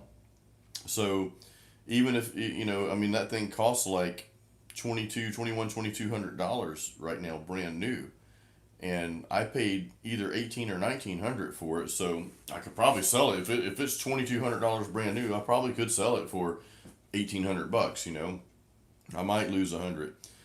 All right, so we've got some Modelo. Mike, some Modelo's good, dude. Dude, do you have the dark Modelo? Because I know there's like the Modelo Negro. That's a good beer, dude. Weedy Guitar says Miller time right now, dude. Miller's my middle name, so I guess it's Miller time too. Oh man. D says never sell, usually regret. Yeah, DK, you smashing some Miller Lights. Um, I don't know that I would regret it though, dude. I don't. I'm like I said, in this whole getting rid of extra stuff that we don't need, I've become less sentimental about certain things like my guitars. You know what I mean? So, it's I don't know. Yeah, faces. I don't. I haven't even listed it, dude. I don't. I wouldn't sell it for 1,500. I mean, I don't know. Are you trying to sell yours, and and that's all people will give you for it? Like I don't know. And where you're at, it might be different than U.S. I really have no clue. That's the other thing. Because yeah, you buy them all, you buy and sell all the time. I don't do any of that, man. So yeah, I wouldn't let myself get screwed over on it. If I would like minimal, I'd sell it for 1,800 bucks, and you know, 7 guitars. Yeah, I don't know if I'll ever own that many guitars, dude. I don't have room for it anyway, though, man. I've got a tiny studio room in here. Liam, you can find a great guitar for less than 600 bucks, dude, used. Because, like I said, that's how much I paid for my LTD, the M1000 Deluxe. I paid 600 bucks for that. And that was, man, that was like I said, 2010. So that was a long time ago. Yeah, that's the thing, guys. You can't, the resale on this stuff, it's one of those things, it's like, you're going to lose money on it. I mean, it's like cars. And that's why I don't. What's up, Dennis? Hey, man. Dennis Huang. Huang in Thai means to worry. So I always say, Matong Huang. Don't worry. It's okay. Leffe beer. I haven't heard of Leffe beer. Mike's up to 29 guitars. Mike, I literally don't have room for it, dude. I've got it. We have another loft area. We've got like a two-story home, a small two-story home, but we've got like a loft area where we have the guest bed right now, and that's actually a really big space. So I need to close that off because it's kind of open. I need to put a wall up and close it off, and then that would be my studio, and we'll make this, the guest bedroom. So, uh, you know, I need to do that at some point. I'm just not a big fan of like doing home upgrades because I'm just not good at it. So, and it usually costs a lot of money to do stuff like that. So the Solar, yeah, Faceless, you like the Solar a lot, dude. And the Solar is probably more in my price range. Here's how I feel about price on guitars. I feel like anything between like I will say the 900 to about the 12, 13, maybe so let's say 900 to $1,300 range in the US dollars I'm talking about. You can get a really good guitar in my opinion. Because like my LTD, that one I think is like $1,100 new right now or something like that, and you can get a really good guitar for that. And if you want to go even cheaper, just find that same guitar used, like Liam's gonna do, and you can do that. When you get into the $1,800 and up, I I just don't know that the quality's that much better. I mean, this E2 was made in Japan. Whoopee. You know, my other ESP was made in Indonesia. Indonesia is where solar guitars are made. I mean, and those people make great quality stuff. They make good guitars. So I just don't really know that there's that much difference. And I could be wrong, but just from playing my two guitars, I'll be honest with you guys, man. My LTD made in Indonesia actually plays a little bit better than my E2 Horizon made in Japan. It's supposed to be this prestigious guitar. It's great. Don't get me wrong. I love this guitar. It's great. But dude, this guitar smokes it, man. It just does, you know. And even my Ibanez sitting over here, that plays quite well too. So I don't know. It's just my opinion, but I don't hold a lot of value to those guitars that are just super high priced. It just doesn't, to me anyway. You know, you guys might feel different about it, and you might play a $5,000 guitar and like just whoa, this is just magical. You know, I played my buddy's Paul Reed Smith guitar. It was about $5,000. You know, it's what he liked. You know, he saved up and splurged on it, right? But I played that, and I'm like, there's no way I'd pay $500 for this guitar, much less 5,000. I mean, it's a great guitar. Don't get me wrong, but it just first of all, it doesn't do what I need it to, and yeah, just I don't know. Yeah, dude, faceless. I you know, real high quality guitar with an Evertune for 12.99. That's good, dude. That's perfect. That's kind of where I want to be. You know, I didn't check out the Schecter. Cool Chug, the Keith Mero, the Keith Mero Schecter. I'm funny about buying guitars that have somebody's name on it, though. I don't know. This just, and who knows? I may have my own signature guitar someday, and I'll try to be getting you guys to buy it, and then you're gonna throw this back in my face. Yeah, but Jason, you said you don't like guitars with people's names, and then you want us to buy yours. You know, I'm joking with you guys, but no, I don't know. It just seems like it's made to their specifications, and I kind of have my own. You know what I mean? So it's kind of like the perfect guitar for me would honestly be for me to sit down with somebody who makes guitars and who makes the electronics and everything, and sit down with that person and just create something. That would be my perfect guitar. That's probably a very expensive project, but hey, that probably would be it. You know, Paul, stock pickups are okay though, dude. I mean, you know, yeah, Ian, I'm just reading your comment here, man. Ooh, the Carvins, Mike. I just scrolled up and saw that, dude. Yeah, man, I've not played a carving guitar in years. But yeah, Paul, the EMGs, you know, I know they're expensive, but even with my Ibanez, I say these pickups suck, the V7 and V8. But did you guys know the first heavy metal workout album? I don't know how many of you guys have heard that, but that album, I recorded all the tracks with this guitar. For some reason, I didn't want to use my ESP for it. I don't know why, but I didn't. I'm like, there was that guitar was, yes, it was not the greatest for metal, but I was getting a particular sound out of it using Positive Grid's Bias FX, and I was like, I like this, man. This is a good, you know. So I kept it, and I don't know. It was just here. I'll put it out there for you guys to check that out. Let me find this real quick. You know, our metal family, our metal community here is just awesome. I love it, dude. Absolutely love it. So, recorded with Ibanez RG1570 with stock pickups.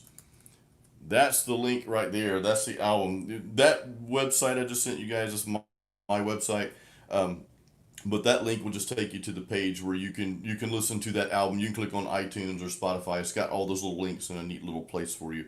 But get a chance to listen to that album. That's my first. You know, I made a series of metal workout music albums. That one though, I recorded with that Ibanez over there with the stock V7, V8, S7, whatever pickups it has, and I thought it turned out really good. I'm like, man, I like this tone. This is good.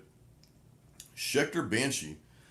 I've only played a Schecter like maybe once, dude, and I'd like to play their Hellraiser because man, that's a really I've heard that, and that sounds like something I would really like. You know, the PRS SE7, dude.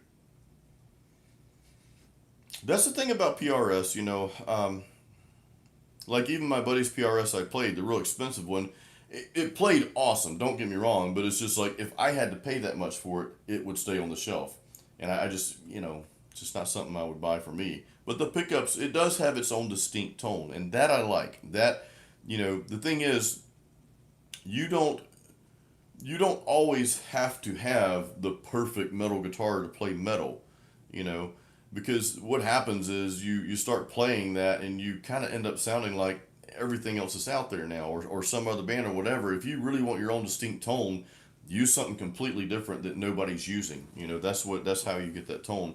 And of course, most of your tones in your fingers too. I mean, we've talked about this, but yeah. The thing about the PRS though, the neck was like a baseball bat, and I think that's how Les Pauls are too. I'm not a fan of that style. That just doesn't work for my fingers, Which is why I like this Ibanez RG. I love RGs. Look how thin that is. That's super thin, and the actual fretboard's a little bit wider. So I prefer that, you know. Mike, that's good, dude. Yeah, doesn't matter what you play. You sound like you, man. I think you meant to do a smiley face, Mike, not a frowny face, dude, because that's awesome. But Mike, you do have a distinct tone. When I hear your stuff, man, I'm always listening to your music. You sound different than most guitar players, and that's a good thing, dude. That's a really good thing. Acoustics got some Mick Ultra. For those of you who haven't seen it yet, it is the German beer, the Erdinger Dunkel. Man, I love this. This is really good beer, dude. A little bit darker. Kind of this type of beer, and it's not high in alcohol content, but this is a settle your stomach type beer. It's that Dunkel, that darker beer. It really does settle your stomach after you eat a heavy meal. It's really good.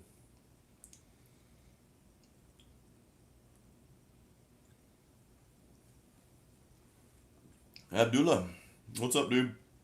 I don't listen to any technical death metal. I think it's too technical for me. I respect it though. Like a lot of that stuff's really hard to play, especially with drums. I think probably with like tech metal and prog metal and prog music in general, things that are real complex and mathematically driven. The guitar players are great and all. I won't take anything away from them, but I think the drummer probably has the toughest job in that style of music, in those styles, because man, there's just. And I don't play drums. I can't even wrap my head around it, but I've watched drummers play this style, and there's just so much going on and so many little changes. And tempo is hard, man. Tempo. I don't know if you guys have played, how many drummers you've played with, but tempo is a tough thing, and a lot of drummers have a tough time with tempo, even some of the good ones. But you know, if you get a chance to have a drummer that they're always on, their tempo's always on, then that's a that's a keeper. That's like having a good spouse. You better keep it. A good drummer's like having an awesome drummer's like having a good spouse that treats you right. You better keep him or her. So, you know, yeah, dude. The Erdinger's about 5.5, man. I think it's on here somewhere. 5.3. Huh. My Thai beer I like a lot called Singhai is 5.5. But this is good, man. You can have, like I said, you can have a lot of these and it's a good day.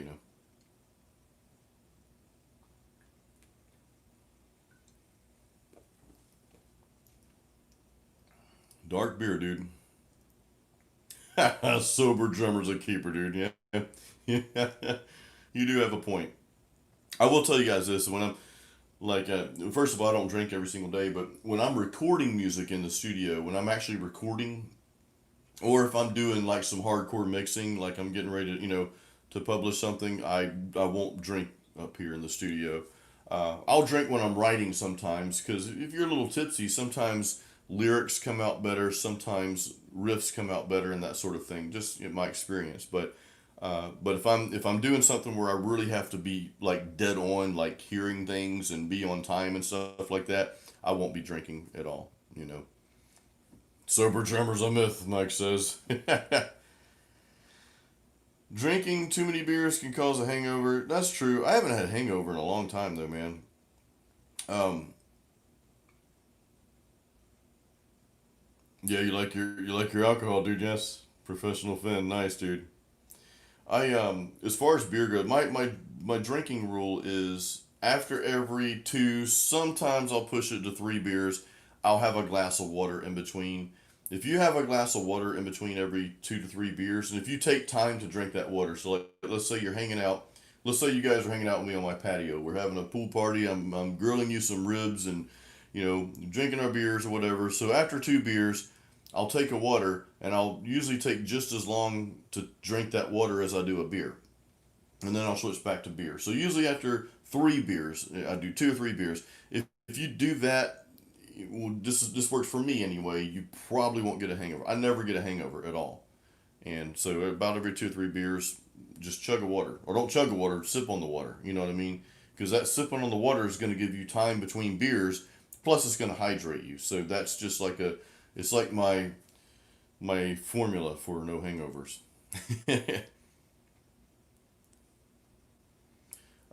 Hate breed. Yeah, Paul, I've heard some of hate breed. They've got some, dude, they're heavy. They're super heavy, dude. I haven't heard a lot of them, but I've heard some of them, and what I've heard I like. Abdullah, yeah, I'm not a fan of hip hop, dude. Yeah, the thing I don't really, Abdullah, I don't really care to do cover songs, man, too much because I don't, and I've got a couple cover songs on my YouTube channel. I've probably got like five cover songs. I did a death metal version of "Send Me an Angel" real live because I love that song. That's an '80s pop song, but I love it.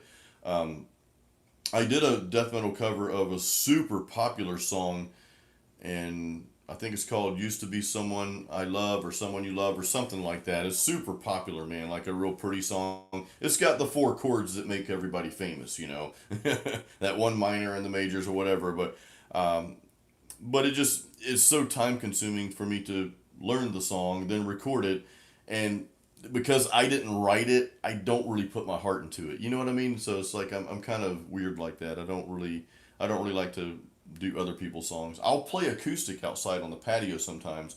Um, Mainly I'll do that on Facebook. I don't do that really on YouTube, but sometimes I'll play acoustic out there and I'll play some '80s cover stuff, and that's fun or whatever. But I just, I could make money right now because like our bars are starting to open back up. I could actually, I've got a neighbor that makes money playing cover songs, and that's all he does, man. He makes decent money doing that. I just don't like covers. I just don't. I like them to an extent, but I don't like them enough to sit down and learn them. You know what I mean? So Mike is Uncle Two Beers. Can drink a whole, but it only takes two. Yeah, Mike, we had a couple beers at Nightwish show, man, a couple years ago, dude. I'm so ready, guys. I'm so ready for shows to open back up and start happening again. I hope that happens soon. Yeah, faceless drinking when you're eating. My wife's like that. If she didn't really drink much alcohol, but if she's gonna drink, she doesn't want to drink when she's eating. She'll wait till after or before or whatever. You know. Eric's in the house. Eric Mendez, what's up, dude? Some black metal I'm okay with. Uh, I'm not really a fan of like bands that are just overly satanic. It's just not my thing. So that's probably why I don't listen to a lot of black metal. But there's actually some bands that black metal bands that even though they're on that page, I'll still listen to because they've got good music. I like the black metal vocals because they're like I like integrating some of that in my stuff too. They're kind of like that higher pitch death metal, which is really cool. I like that a lot. Um, but yeah, I just don't. I'm just not a. I just don't like the overly satanic stuff, man. It's just not my thing. It's and I'm not even like an overly religious type guy. I respect anybody's belief system, but anyway. So Matthias, I love playing acoustic, dude. Yes, but it is more of a fun time. Yeah, acoustic for me it's a lot of fun just to get out on the patio. My acoustic is downstairs. It's right by the door going outside to the patio. Because that's where I go out there and play, and it's just a really, really good time. Yeah, Mike, I'm like you, dude. I spent a lot of time playing everyone else's stuff, but there's something magical about playing your own. Eric, we met in the gym. Dude, I'm sorry, Eric. I don't remember you, man. Because I can't see what you look like. But Eric? Are you still going to the gym that I go to? I'm there in the morning. I'll be there tomorrow morning early. So I'm usually in the gym by like I'm usually in there about 5 a.m. 5 a.m. or 5:15, something like that. Liam, yeah, eat your dinner, dude. It's good stuff. I had dinner, but I'm gonna have another dinner after this. I don't know what it's gonna be yet though. Probably a protein shake. Cryptic, traditional melodic death metal vocals are quite similar to black. Yes, you're right, dude. Yeah, you make up a good point. The melodic death metal vocals are a lot like that.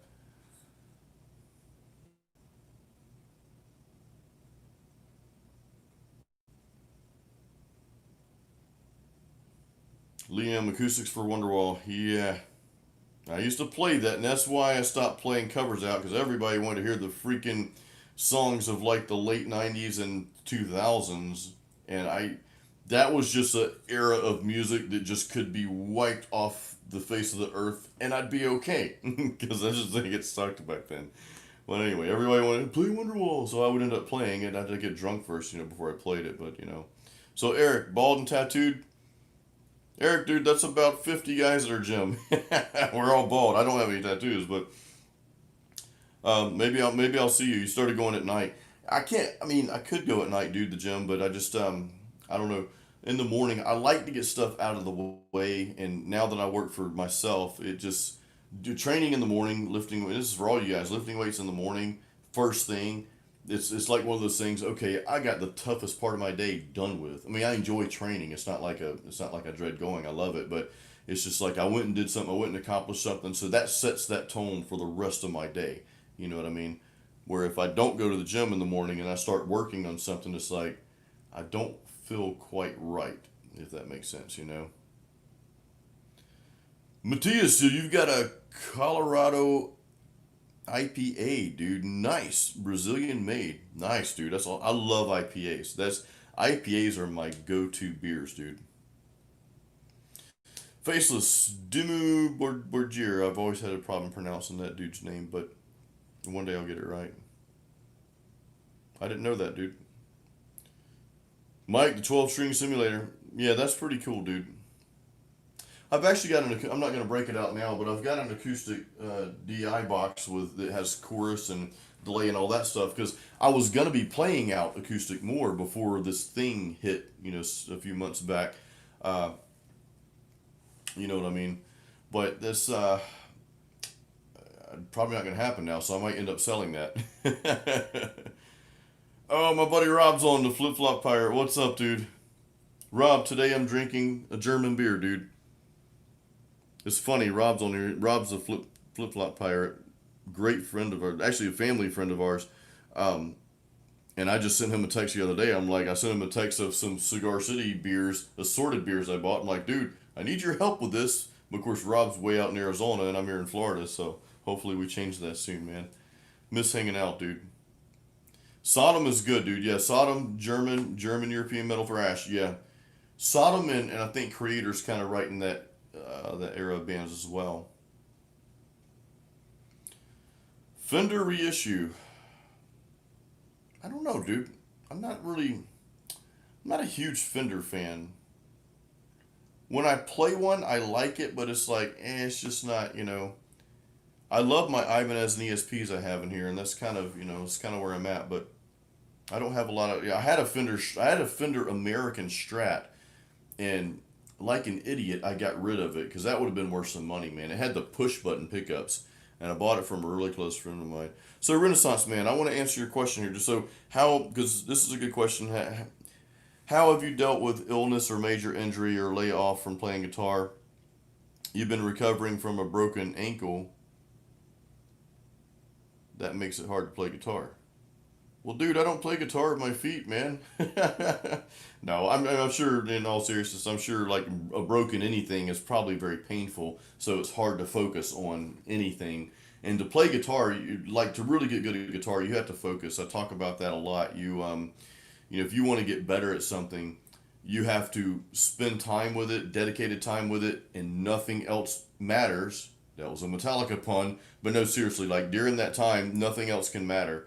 But you have to dedicate that time to that instrument, and you need a focused practice session, not noodling, not just jamming, but I'm going to work on this today. I'm going to work on this right now. So, and if you can't concentrate because you're in pain, I totally get that, dude. I mean, the only thing I can say is just keep your mind on it and play when you can, and as long as you can when you can. You know what I mean? That's all I can say to that, dude. I know that's tough. I did take some time off of playing guitar.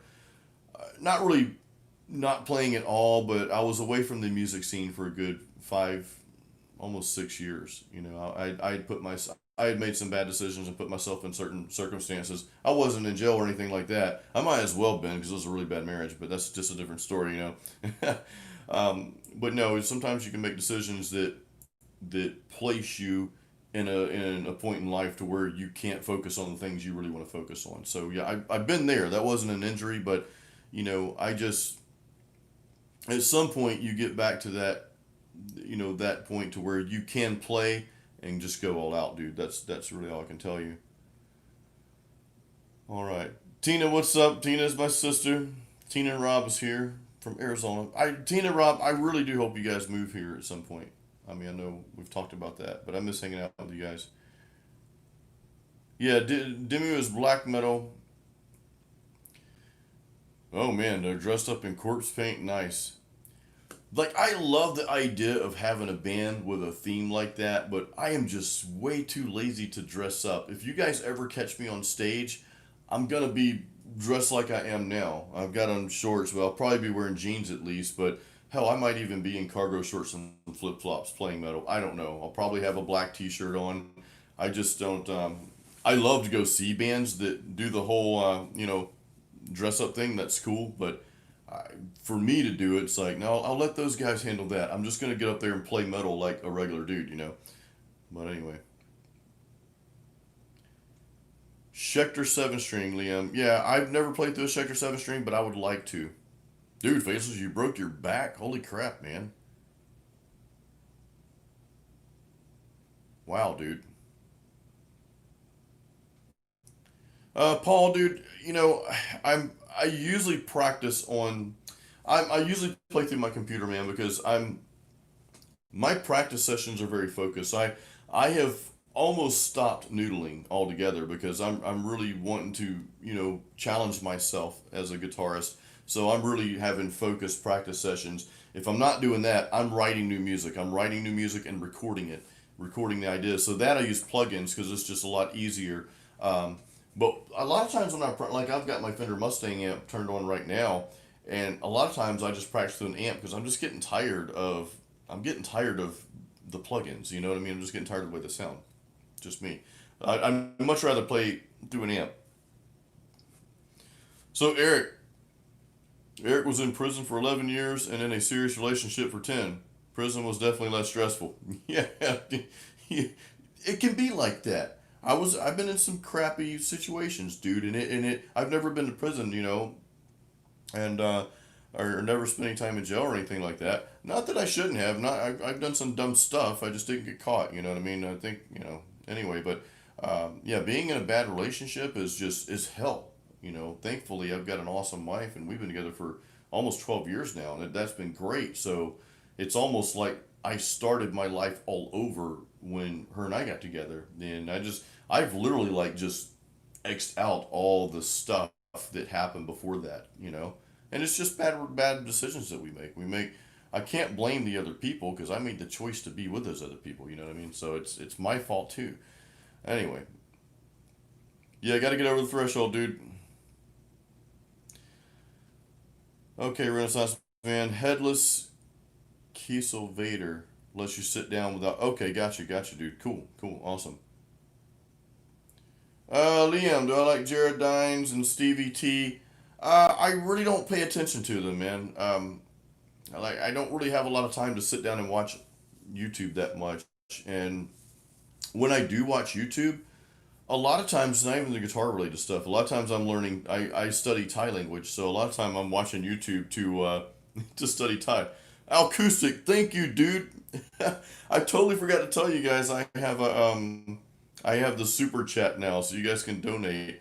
If you decide to donate to me, guys, that money will be going to this new album. I just created the budget, and to some of you who have recorded albums, you will understand this, and you'll be like, "Is that all?" To others, you're gonna be like, "What?" So I'm gonna be trying to raise $10,000 for this next album. So I'll use whatever donations I get here to go towards that. But I want to be starting a crowdfunding campaign here in the next week or so because, you know, that's just something I want to try to have that taken care of before the album release.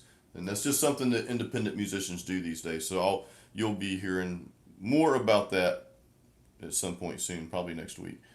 I won't pound you guys over the head with it, you know what I mean? But you'll see me, you know, just put it out there. Hey guys, but Acoustic, thank you for the donation, dude. I really appreciate that. All right, I'm catching up here, guys. Cryptic went to juvie, dude. You're a bad teenager, man. Yeah, but Cryptic, I wasn't a fan of high school either, dude. Mike said he wore spandex on stage. Yeah, that's probably not a good decision, dude. Eric, I use PreSonus Studio One, um, PreSonus Studio One Pro. In fact, what I want to send you real quick, I'm always sending you guys cool stuff. Let me find this real quick.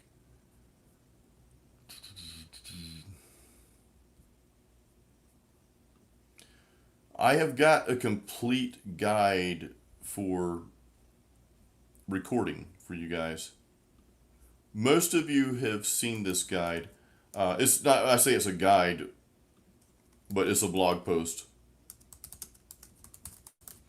And that actually shows you everything that I use in my studio. And it's current. I keep that blog post current. So if I switch something out, I'll go back and change the blog post. A lot of you guys know this, but I'm a writer as well. I've got one book published called Heavy Metal and Weights, but and I write blog posts too. So I've got quite a few blog posts on my site there, and all those things are just helpful information for musicians. Most of it is, but I also go over what I use, how I use it, and of course there are Amazon links on there too where you can go get it. I do get rewarded for that. I get commissions. That's another source of my income.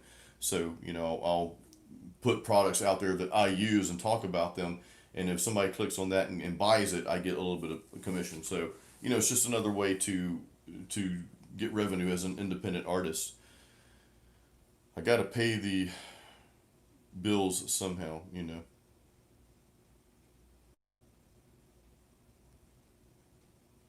Let's see, I'm catching up here, guys. Renaissance man, you said Metallica and Peter Gabriel in the same sentence. I'm very confused right now. No, I'm kidding. Ozfest. That I've never been to Ozfest. That's pretty cool.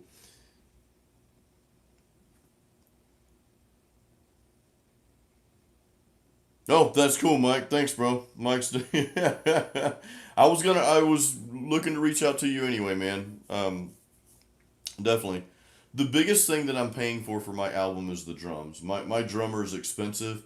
I'm okay with that though because he is flawless, and also he he gives me like a really nice mixed version, so that's just less I have to worry about mixing. I like his mixes, so I'm not gonna touch it. So it's just you know, I am probably gonna get somebody to professionally mix this album. Um, I'm kind of iffy on that because I've had people mix my albums before. I've tried paying other companies to mix my albums, and then they send it back. I'm like, my mix sounds better, so I'm not gonna use the one I paid for. I'm gonna use mine. Well, we'll see what happens this time, though. I've got another studio in mind that I'm going to use this time. So, yeah, Cryptic dude, we all make dumb decisions, dude. I think everybody does. It's it's part of learning, man. Matthias, thank you, dude. Yeah, you got to be dedicated. Mike, spandex, late '80s, early '90s. Hey, that was the thing back then, dude. I think some bands still do it.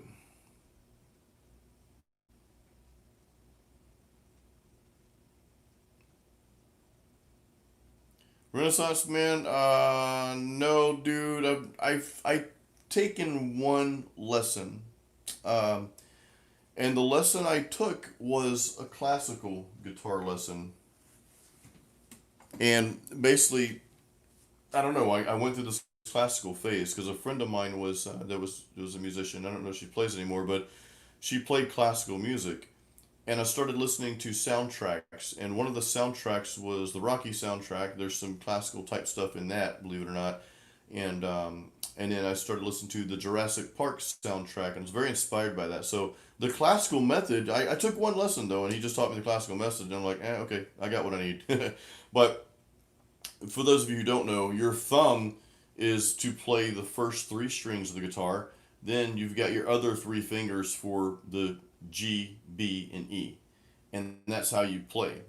So and you can even just play regular chords to practice that method. But it was an interesting time because when I learned how to play classical guitar, my lead guitar playing, my guitar solos just like soared, just got so much better. I'm like, okay, I don't understand that, but I'll take it. So it was really interesting how that how that worked out.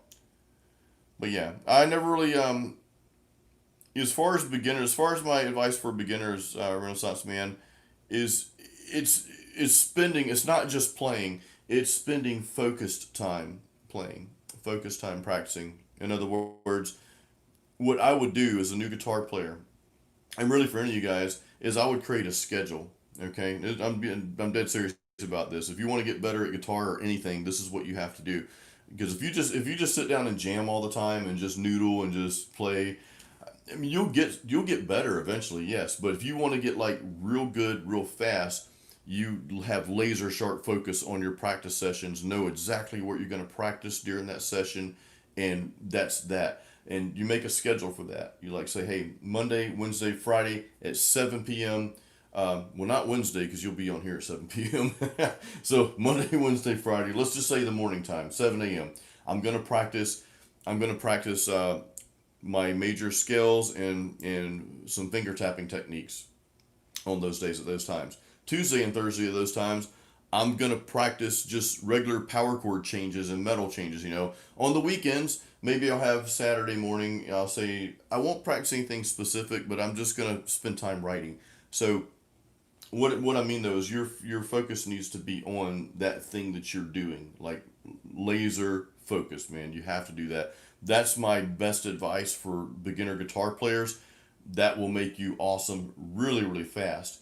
And it takes time. It takes time and a lot of patience, like the Guns N' Roses song, Patience. Now, that's kind of a cool tune to play on acoustic.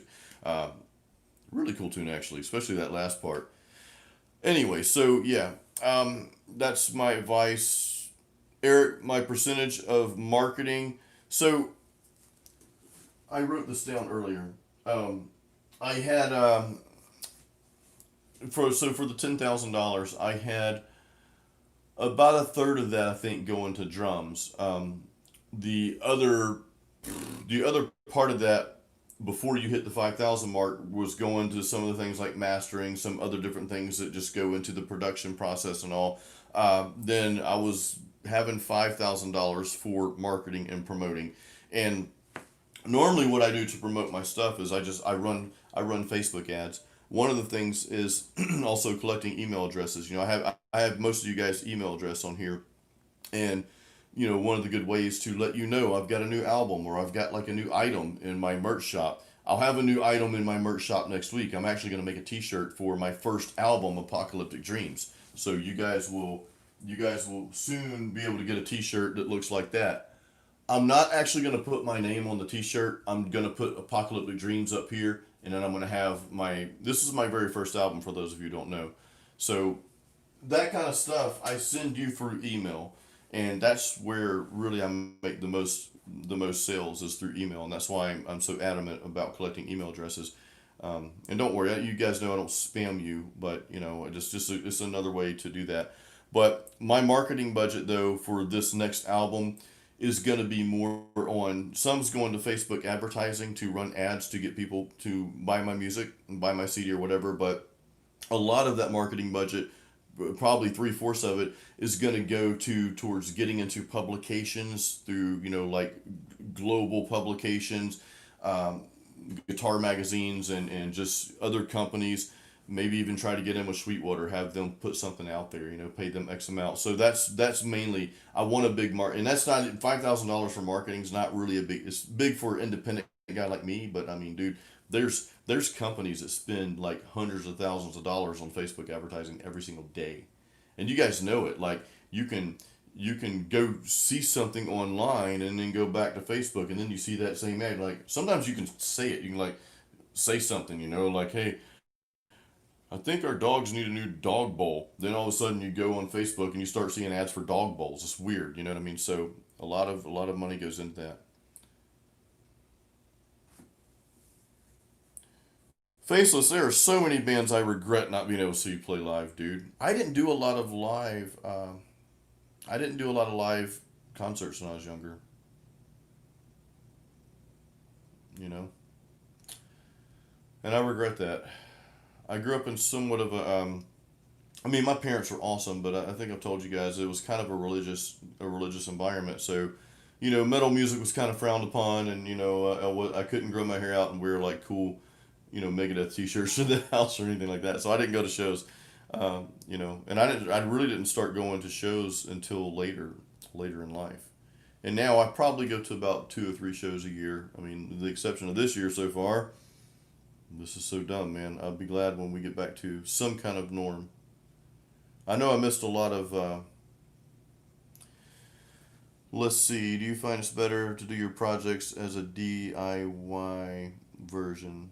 Better for your sound and yeah, Matthias. To answer your question, yeah, a lot of things I do on my own just because I like the outcome of that.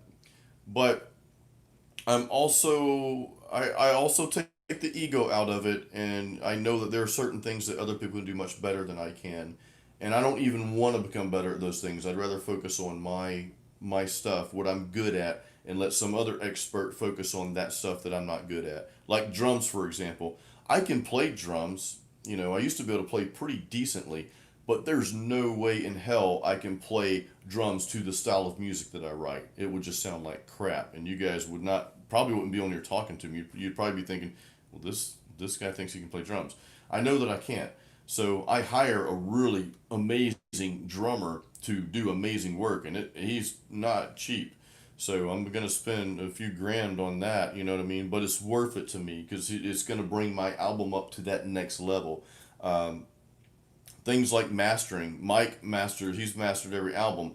I need that second ear. You know what I mean? Like I trust my own ear to a certain extent, but Mike has a way of just making that final product sound awesome. So, you know, I'm gonna let him do that. You know what I mean? And mix, I'm thinking about hiring another studio to mix it. There's a studio in New York that I've been doing some business with. So I'm not sure about that. I'm gonna have them do a test run on it, and if it comes back and I like my mix better, then But if they make it just sound way more amazing, then I'm gonna pay for that too. You know what I mean? So uh, hopefully that answered that question.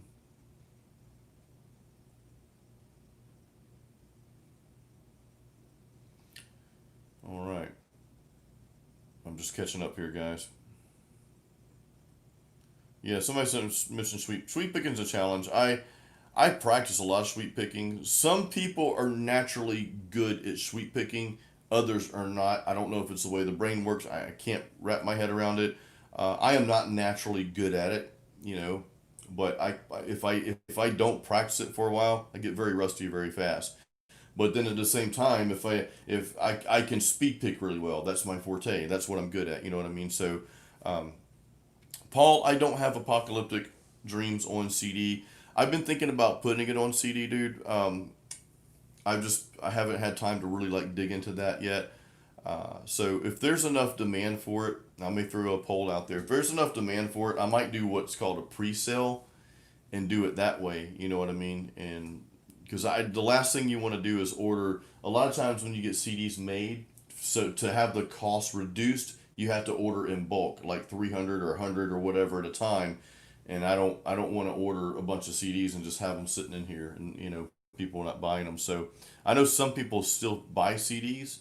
To be honest with you, I don't think my audience is big enough yet to have CDs. Because a lot of you guys have bought my CDs, and I appreciate that. But I've still actually got some masterpiece CDs in here from the first batch that I haven't sold yet. So because a lot of people just buy it on iTunes. I've even had people download my digital albums like kind of like crazy this past month, which is really cool. But yeah, a lot of people don't buy CDs. I still buy CDs sometimes, but not all the time. It just depends on the band. I like synth music. Liam, dude, anime. I don't. I like anime, but I don't. I just don't have time to watch stuff, dude. Like, um, my my wife and I, we watch some stuff on Netflix every now and then when we're spending time together, you know, because I had to kind of digress sometimes and just chill out and not do anything. But I honestly don't have a lot of time to do a lot of extra stuff. You know, it's just like I would feel guilty if I'm not in here recording music or working on guitar or writing a blog post or marketing my business or whatever. I just kind of feel like, man, I need to be doing that, you know. So I don't really have a lot of time for other stuff. But I accept that though. You know, Matthias, I do have pets, dude. We have two dogs. One's a German dog, a Doxy, piebald Doxy. We also have a Greater Swiss Mountain Rottie mix. We have two cats inside, and then we take care of about three or four feral cats outside. They come around every morning and night. Yeah, I regret not seeing Death too, dude. That would have been cool to see. Faceless releasing it on CD. No, I mean it's already mixed, dude. I wouldn't necessarily have to do a remix because I've got the files. I've still got the WAV files. I would just put them right to the CD. I still have all of that stuff, you know. Um, but I don't know. Like I said, I'm gonna just at some point I'll throw a poll out there, and if there's enough interest in the CD to where it's worth it for me to to get those produced, then yeah, I might definitely put it out there. My new album, I will have that on CD because like I said, I plan to do some really big marketing campaigns with it, and I imagine that that's going to sell.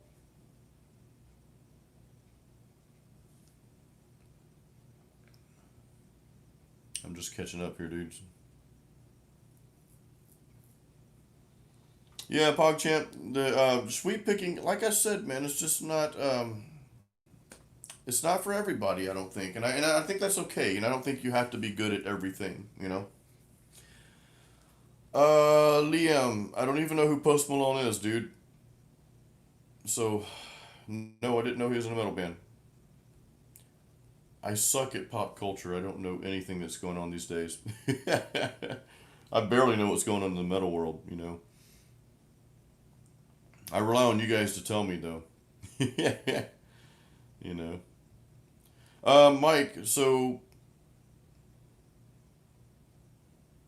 yeah, you're right, dude. The CD artwork and all that stuff, that's kind of diminishing, man. But, um, I send my drummer the material, Mike. Mike's asking a good question here, guys. He's asking me, what point do I send my drummer the material? So, what I'm doing now is I actually have a project plan like written out in Apple Pages. It's what I use or Apple Numbers. It's a project plan I have written out.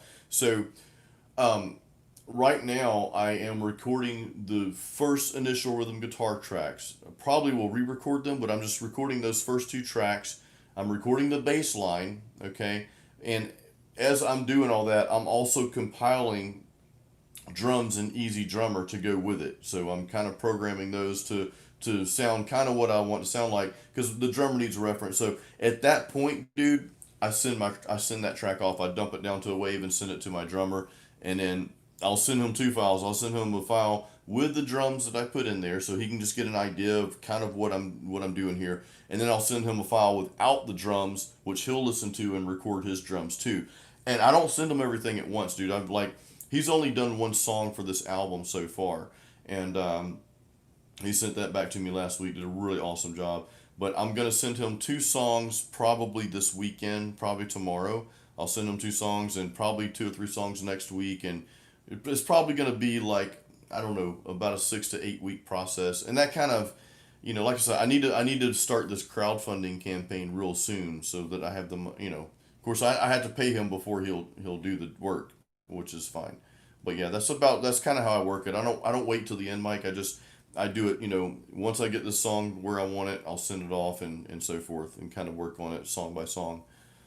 Renaissance Man, I do like Ghoul. I saw Ghoul live when, oh, you said Tokyo Ghoul. I don't know who that is, dude. I don't even, I haven't heard of any of these. Yeah, are these bands, Renaissance Man? Or are they anime? Like I said, dude, I don't have time to watch anime, man. Like, there's no way I have time for that. Um, yeah, Marty. Somebody mentioned. I think Renaissance Man. You mentioned Marty Friedman. Uh, Marty Friedman, he talked about, he talked about that as far as sweep picking. He's like, don't just sweep pick, do something else, So that was a very good video. Faceless, yeah, no, dude, I have the actual files for the CD. There's a process. There's a company I use to produce my CDs, and they ask for a specific type of file. So I have those files for that album still, man. So it would be just me basically just uploading the files, and then they take care of the rest. But they have to be a very specific format. So, and I have, fortunately, I have that format from my old album. So I still have that, which is good. But yeah, so I won't have to do anything to it. Yeah, animals as leaders, they're a little too technical to me. I don't know. I like them. I like the idea of them, but yeah. Faceless, I have got, so I don't, nothing's like completed because so there's different phases of this recording project. I'm doing the one initial or two initial guitar tracks with the drums that I'm creating with Easy Drummer, and then I'm laying the bass track. So that's the initial tracks. Send that off to drummer. Then he sends me back the drums. I'll plug the drums in, get rid of Easy Drummer, and then what I'm gonna do next week. I've got 10 of the 12, possibly 13 songs done for the initial tracks. Um, but even without the drums, like he's doing drums kind of piece by piece for me. But I will start recording with my EVH amp the rhythm tracks next week, either next week or the week after. And so that's going to be done. And then the following week, I'll start working on the leads. So this album, guys, is going to be instrumental only. So there's not going to be any vocals in this. So I hope people aren't disappointed because Masterpiece was a vocal album, and I had a lot of good feedback from that album. But I wanted to create another instrumental. That's how I started out, and I've had a lot of demand for that. You know what I mean? So, as far as bass, I thought about hiring a bassist, but I actually like to lay my own bass tracks because I have a certain sound and a certain thing in my head that I want the bass to be doing, and I've had other bassists play, you know, on certain things, but it's I don't know, just never. I'm open to doing it, but it depends on how the budget goes. I want to have it depends on how much really the crowdfunding campaign that I'm going to kick off makes, whether I'm open to hire a bass player. But I actually like to play my own bass tracks, and what I'll do is I won't just start playing bass, but I will actually spend 2 weeks just practicing mainly bass before I lay those tracks and playing along with the songs and stuff like that. Because as you play along with stuff, it just you get more ideas. But I've laid the bass tracks actually in the 10 songs that I've completed the initial tracks for. I've laid the initial bass track for that. I may keep some of that. I don't know. We'll see. Liam, I record my album right here, dude. Right in this tiny little studio, man. This is it.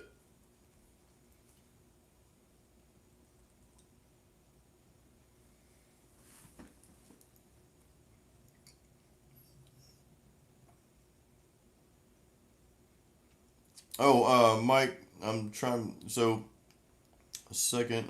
Is he giving you a second chance? I mean, he's going to want to focus on the finished bass track. Well, so Mike, here's the way I do that, dude. Um, Here's the way I do that. I don't do any drum alterations because I mean I can. He charges me for that though, which is smart on his part. But once I get the drum tracks back from him, because I record the initial bass track to give him. So what he has is the guitars and the bass. So here's two rhythm guitars playing both panned, and here's my bass track. So and the bass track's pretty close to what I'm gonna want anyway. But what happens is when he sends me the drum tracks back, based on what I sent him, I will go back in and like go through the bass line and rearrange the little parts to fit, certain parts of his drums if I need to. Like a masterpiece, I did that. On masterpiece, I went back and practically recorded the bass for all of the tracks after that. And I don't look at that as like extra work too much. I look at that as like I laid the initial bass track down. Let me see what he does because he's going to be doing so much more awesome stuff on drums than what I have programmed in Easy Drummer that I'm playing the initial tracks along to. That when I get his drums back, I see little things that the bass could do differently. So then I'll make the bass fit his drumming basically, so I don't have to go back to him necessarily. I'll just fix it on my end. So yeah, that's how I do that. But I see what you're saying. But a lot of drummers are going to want the finished product. But I at least have, like I said, the bass. Some of the bass tracks I've already put down, I may keep, dude, because they sound great. I mean, it's like I was listening to it today. I'm like, okay, I don't think I want to change that bass line. You know what I mean? Especially to the song he's recorded, the drummer's recorded for me so far. Yeah, Renaissance, learn. Well, you say you want to learn drums and bass. Focus on one, dude. Focus on one, man. Don't try to boil the ocean, dude, because it's you'll what will happen. What will happen is you'll become okay at everything, but you won't be the master of anything. And you want to pick one instrument and be the master of it. After you've got to a certain point where you feel comfortable and you're like, okay, you know what, I'm here. I'm at a good point. Then if you want to take on another instrument, that's fine, you know. But I should just strongly suggest, picking up one thing and going forward with that one thing, so you can become great at it. Because becoming good at something is really based on how much time you put into it, it's how many hours you put into it. And if you got two things going on, you just doubled your efforts, and you're gonna take double long to get to those places. You know what I mean? I don't even know what trap music is, dude. What is trap music? I don't know lofi. I don't know what lofi or lo-fi or. I think some of you guys are young. I'm an old dude, so there's a lot of new stuff out there that I have no clue. Oh man. But yeah, man. Yeah, this album is going really well so far, though. Acoustic, thank you, dude. Yeah, I'm proud of that album, dude. It was, the funny thing is, Apocalyptic Dreams. I actually, I actually recorded it with a Pod HD 500. That was, but I still to this day, I just plugged that thing in the other day because I've been meaning to donate it for a while, and I just haven't got around to it. But um, actually, some of the buttons aren't working on it. I'm looking at it over there. But yeah, I mean those patches I use, the F ball, Angel F ball amp is what it was called. It was a real good tone. I'm still happy with that tone. I actually like that tone on Apocalyptic Dreams that I created better than some of the plugins that I play these days. So I don't know.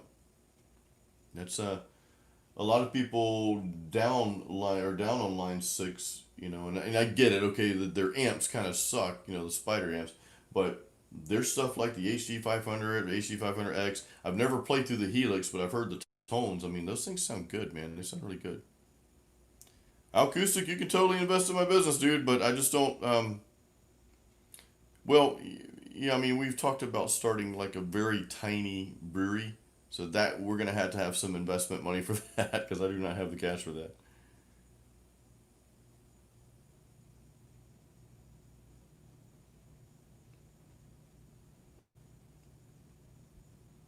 Okay, reading through here.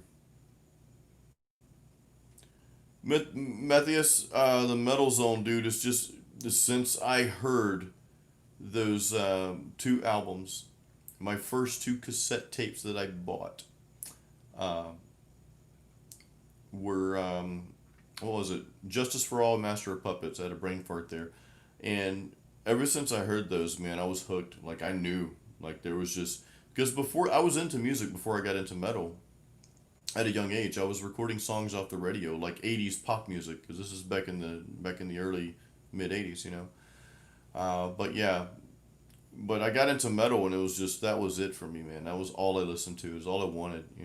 So that was just it. It was one of those things. Just happened. Yeah, Mike, dude, I'm redoing. So you're in the process of redoing a couple of first CD tracks. Mike, I have thought about it, dude. This funny. It's funny. Mike's asking me. Mike is in the process. Go check out Mike's music too. Go check out his channel. He's got a female fronted metal band. It's really really good stuff. But he's asking if I get the urge to redo any of like stuff that I did already. I have actually sort of had the urge, the idea of re-releasing Apocalyptic Dreams, re-recording Apocalyptic Dreams, of course with a real drummer, but on a 7 string, which means I got to play everything over again from scratch. Problem is, I can't, I never remember my solos, so I had to spend time learning those again. In a different key, of course, if I'm playing a 7 string. So yeah, I've kind of thought about that at times, man. I really have. The Pod Go for your dude. I've thought about getting the Pod Go for effects with my amp. Yeah, I thought about that, man, and I think you can even route those differently, like to where your overdrive is in front of the amp and the other stuff's going through effects looper stuff. I need to look into that, man, because I need some pedals for my amp, but I'm like, yeah, they're just so expensive, dude. So maybe I'll just get it all in one. I've got some really this new album I'm putting out. I've got some really cool reverb type stuff. So there's some ambient guitar work in here, just some bits and pieces, you know. I think you guys will like that. Yeah, project bass guitar 777, dude. You are definitely a bass player. I have never heard you play guitar, but I know you're a great bassist, man. So you definitely, you have to put that 100% focus in what you want to do and what you're good at. Not saying don't learn other instruments, but if you're starting out, if you're just, I know project bass has been playing for years, but if you're just starting out, put that focus in one thing.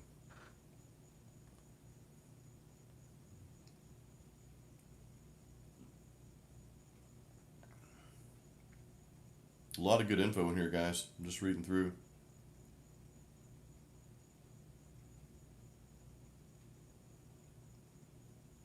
Dude.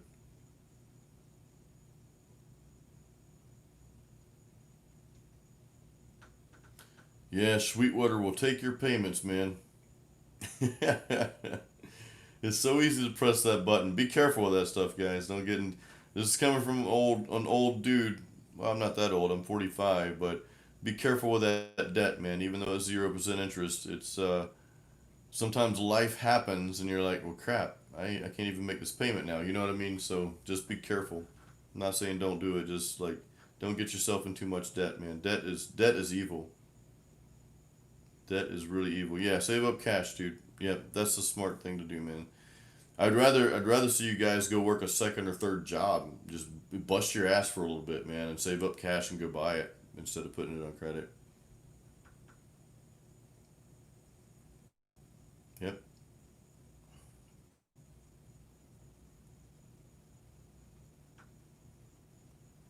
Yeah, you're right. You're right, Faceless. I mean, the different, mortgage is a little bit different. I don't, most people don't have that much cash laying around to pay for a house, dude. But I mean, we've gotten down to where we don't owe anything but the mortgage. That's it. No car payments, nothing, dude. I have a student loan payment, and I am so against college, and I won't even get into that. But here in America, they push college on people, and like it's the end all. Like if you don't have a degree, then you're not gonna get a good job or whatever. And it's like, you know, who wants to go take out student loans to get a degree just to go work in some cubicle at a job they hate just so they can pay their student loans back? Well, that's what I did, and I'm still paying for them. But yeah, I'm not a big fan of student loan debt and college and that sort of thing. But anyway, yeah, stay out of debt as much as you can. Yeah, the 12 pay is good, Mike. That's a good thing because then it's a set amount that you're paying, and you know it for sure. It's at this point in time, boom, it's done. Instead of leaving it as a free for all. Paul, dude, the 5 string bass is tuned to B, and I that's standard tuning. And while you're mentioning bass, that is my 5 string bass. That's the LTD D5. This bass was fairly, I think it was like, I don't know, it's probably around 700-800 bucks. I've had it for a long, long time. But that's, yeah, it's a B tuning. That 5 strings of B. That's a very good bass, though, man. I love that bass, dude. Guys, real quick, if you haven't liked this video, please give it a thumbs up real quick. Just press that little button. Don't press it if you've already pressed it, because I know unlike it. But if you haven't pressed it yet, please do that. That just helps. Yeah, Faceless, I thought about that. You get some tax breaks for having a mortgage, but yeah, I've done the math though, man. It's not. I don't know. It's almost better to own another piece of real estate somewhere because then you get depreciation. I don't know if you guys know who Tom Wilwright is. He's the CPA for Robert Kiyosaki, who's the author of Rich Dad Poor Dad. And I dig into a lot of their stuff. And I'm reading Tom Wilwright's book right now called Tax Free Wealth, and he talks about these different ways of saving taxes. And European government and U.S. government, or their tax laws are very, very similar, and there's a lot of things that our governments actually want us to do. The people that don't know these things, they say, "Well, that's a tax loophole." No, it's not a tax. There's no such thing as a tax loophole. It's the government giving you incentives to do what they want you to do. They want you to own real estate. They want you to own businesses because you're providing housing with that real estate, so the government doesn't have to provide it. With a business, you're providing services or employment for people. The government doesn't have to provide that. So they're going to give you incentives for doing that. That's just a quick little lesson, though. Um, you know, yeah. Yeah, cryptic dude. Yeah, college is a big moneymaker. Like I said, it's for some people. If you're going to be a doctor, you got to go to school to be a doctor. I get that, but just to go get some whatever business degree, you can learn everything right here on your. I'm pointing at my laptop here. Take a course. Take a course on internet marketing. Actually, I'm going to be separate from my music, completely separate. I'm going to be starting something here in the next couple of months as I complete the album. I'm going to be launching something teaching internet marketing to people and how to run their own online business. It's a lot of work, but I don't want to talk about that right now. We'll get into that, and if you guys want to jump in on that, you can. But I'll let you know when that's out there. Um, but yeah, I mean, who wants to go get a degree just to go work for somebody else at a job you don't like, just to pay your student loans back? That makes no sense. To the government, it makes sense because they get you in the system. You're paying taxes, and then you're paying interest on the student loans, and that's recurring revenue for the government. Yeah, but real estate, I don't own. We don't own any real estate other than our home, but that's something that we've talked about, getting into. So, you got to have capital for that too.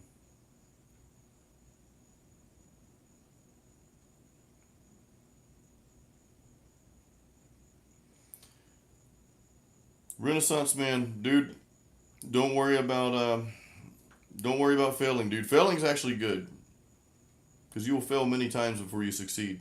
If you're truly going for something great, that's okay.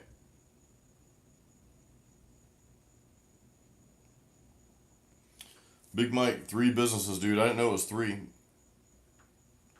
Yeah, they really are, dude. I mean, everything you see in my room here, my studio, I've written off, and then, I've got other expenses that I write off. I have monthly expenses and running, because you guys know I own another website too, a blog, a fitness blog. So there's expenses with that. So all of those things, yeah, I still pay some taxes, but not, owning your own business, you're going to pay a lot less taxes if you do it right than going to work as an employee for somebody where they just take the taxes out automatically. So yeah.